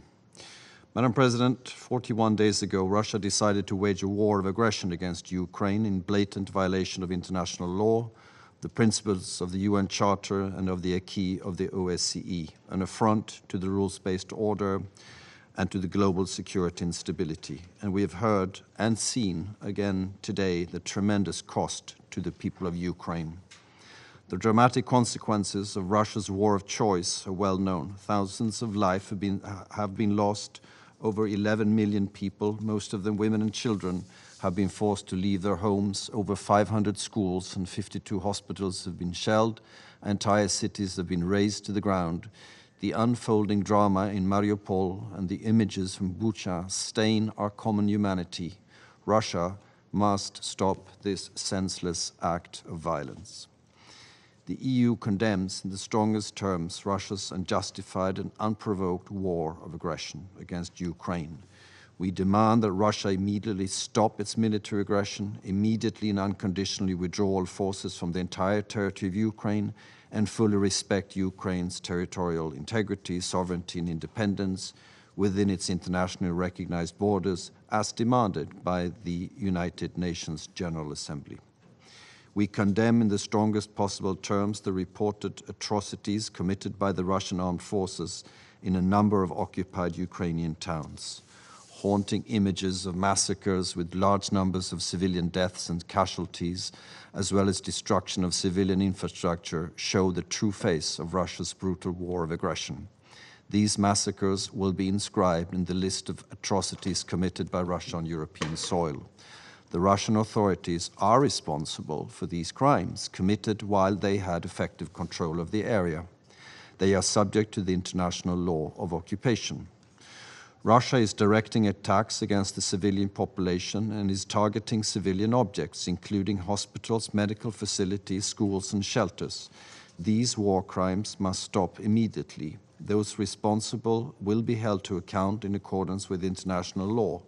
We welcome the International Court of Justice's provisional measures ordering Russia to suspend military operations immediately.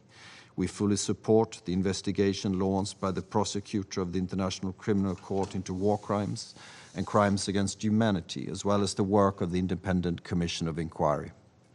The EU is assisting the Ukrainian Prosecutor General and civil society in the collection and preservation of evidence of the war crimes. It is clear there must be and there will be accountability. The EU and its member states are providing shelter for the more than 4 million refugees that fled Russia's violence. They do so regardless of nationality, ethnicity, religion, or race. We have adopted sanctions against the Russian government, its financial and defense sectors, and those individuals enabling and financing the aggression. We have committed significant funding to the UN Humanitarian Flash Appeal and regional refugee response plans for Ukraine. So far, the EU and its member states have mobilized over 1.1 billion euros in emergency aid. This comes on top of the 2.4 million euros in humanitarian emergency and early recovery assistance the EU and its member states have provided to Ukraine since 2014. In the largest ever operation under the EU Civil Protection Mechanism, 29 countries, all EU member states together with Norway and Turkey, have responded to the request for assistance from Ukraine. As of 4th of April, over 13,000 tons of medicines, hospital equipment, ambulances and firefighter equipment, food and energy supplies have arrived in Ukraine. European leaders have set up a Ukraine Solidarity Trust Fund to channel support to post-war reconstruction. And at the pledging event on 9th of April with Canada, we will further showcase that we stand in words and deeds with the courageous people of Ukraine. Madam President, after the Security Council was unable to take action, the General Assembly demonstrated once again less than 2 weeks ago the overwhelming international rejection of the Russian aggression and an overwhelming support to addressing the humanitarian crisis in Ukraine. The international community demanded safe and unhindered passage for civilians fleeing violence as well as humanitarian access to those in need. International humanitarian law must be respected. The dramatic consequences of Russia's war against Ukraine are not limited to Europe. They are global. Ukrainian farmers are prevented from sowing as a result of Russian shelling. Ships filled with wheat are blocked in Black Sea ports by Russian military forces.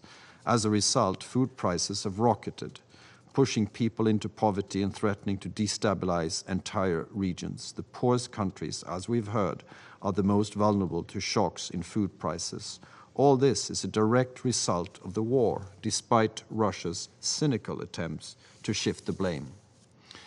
Madam President, the EU and its member states are fully mobilized to end the war in line with international law and the UN Charter. But at the same time, crises the world over need our urgent attention.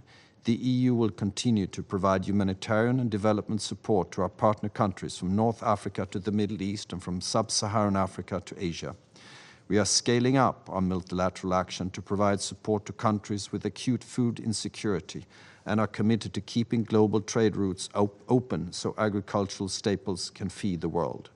The EU has pledged 2.5 billion euros for international cooperation related to nutrition for the period 2021 to 2024.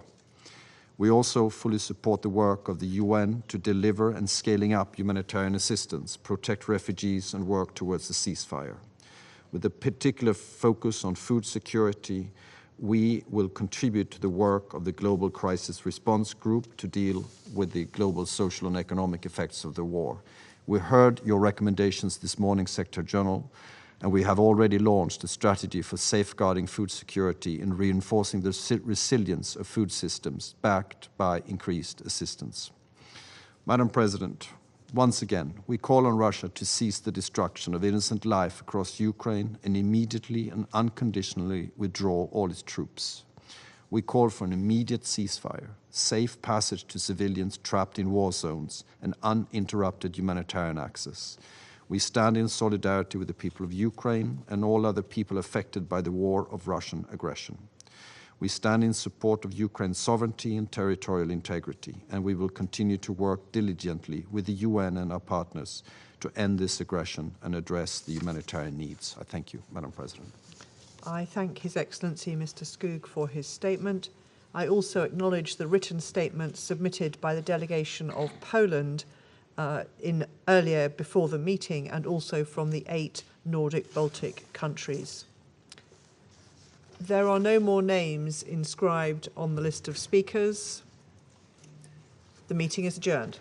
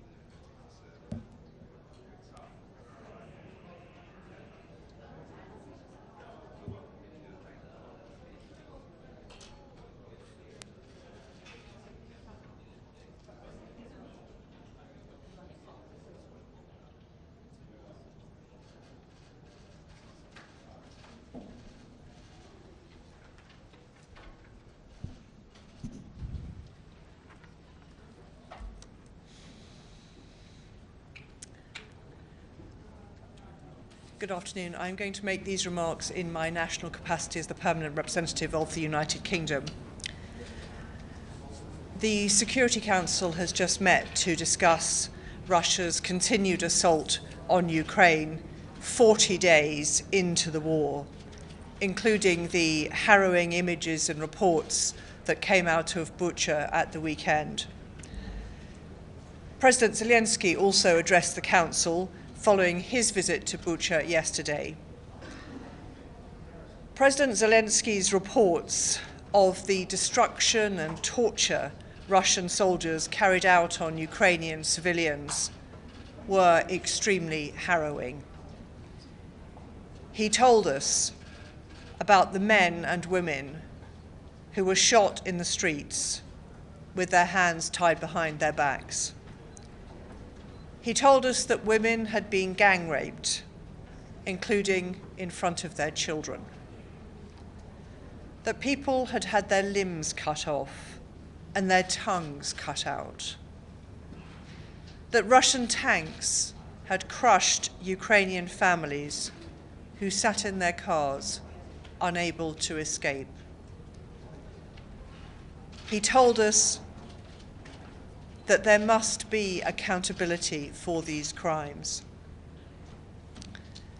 The UK, as current President of the Council and as a committed partner of Ukraine, will not rest until that has happened. And you'll remember that we were the early supporters of the ICC inquiry, which is now going on, and we welcome the announcement today from the Secretary General of an independent inquiry. Frankly, we found Russia blamed everyone else, but we've all seen the satellite images that show the bodies having been in Bucha for weeks. President Zelensky also called for the United Nations, the UN Security Council, and the international architecture to act on these war crimes and to reform if necessary. The United Nations was also clear. 11.3 million people have now been displaced. So we do need to investigate these crimes. And in his remarks, the Secretary General set out the global consequences: rising food prices, more than 50 developing countries with more than 1.2 billion people affected by the ripple effects of this war. We need to silence the guns. We're all clear about that. Thank you. President Zelensky, do you agree with him on the statement when he said that there is Security Council, but there is no peace in the world? And he even asked to remove Russia from the Security Council or to reconsider the mechanism of how the United Nations and Security Council works. Do you agree with this statement? I think it's true that the Security Council was set up to protect peace and security in the world, and in the light of Russia's veto, we have been very restricted in our ability to act. I think it's very welcome that we've seen the General Assembly act so decisively, both to condemn Russia's invasion of Ukraine and also to call for humanitarian support. And we've seen that in those strong votes that you've seen with 141 and 140 countries. But we do need to make sure that now and in the future, the Security Council and the UN as a whole is able to respond to these sort of challenges. And that's why we're very strong supporters of the Secretary General's common agenda, which will help drive through these reforms we need to see. Thank you. Madam Ambassador, there seems to be a unanimous call for an independent investigation, not only in Bucha, but elsewhere in Ukraine. Can you perhaps talk about how soon that can happen and what the process is in that regard?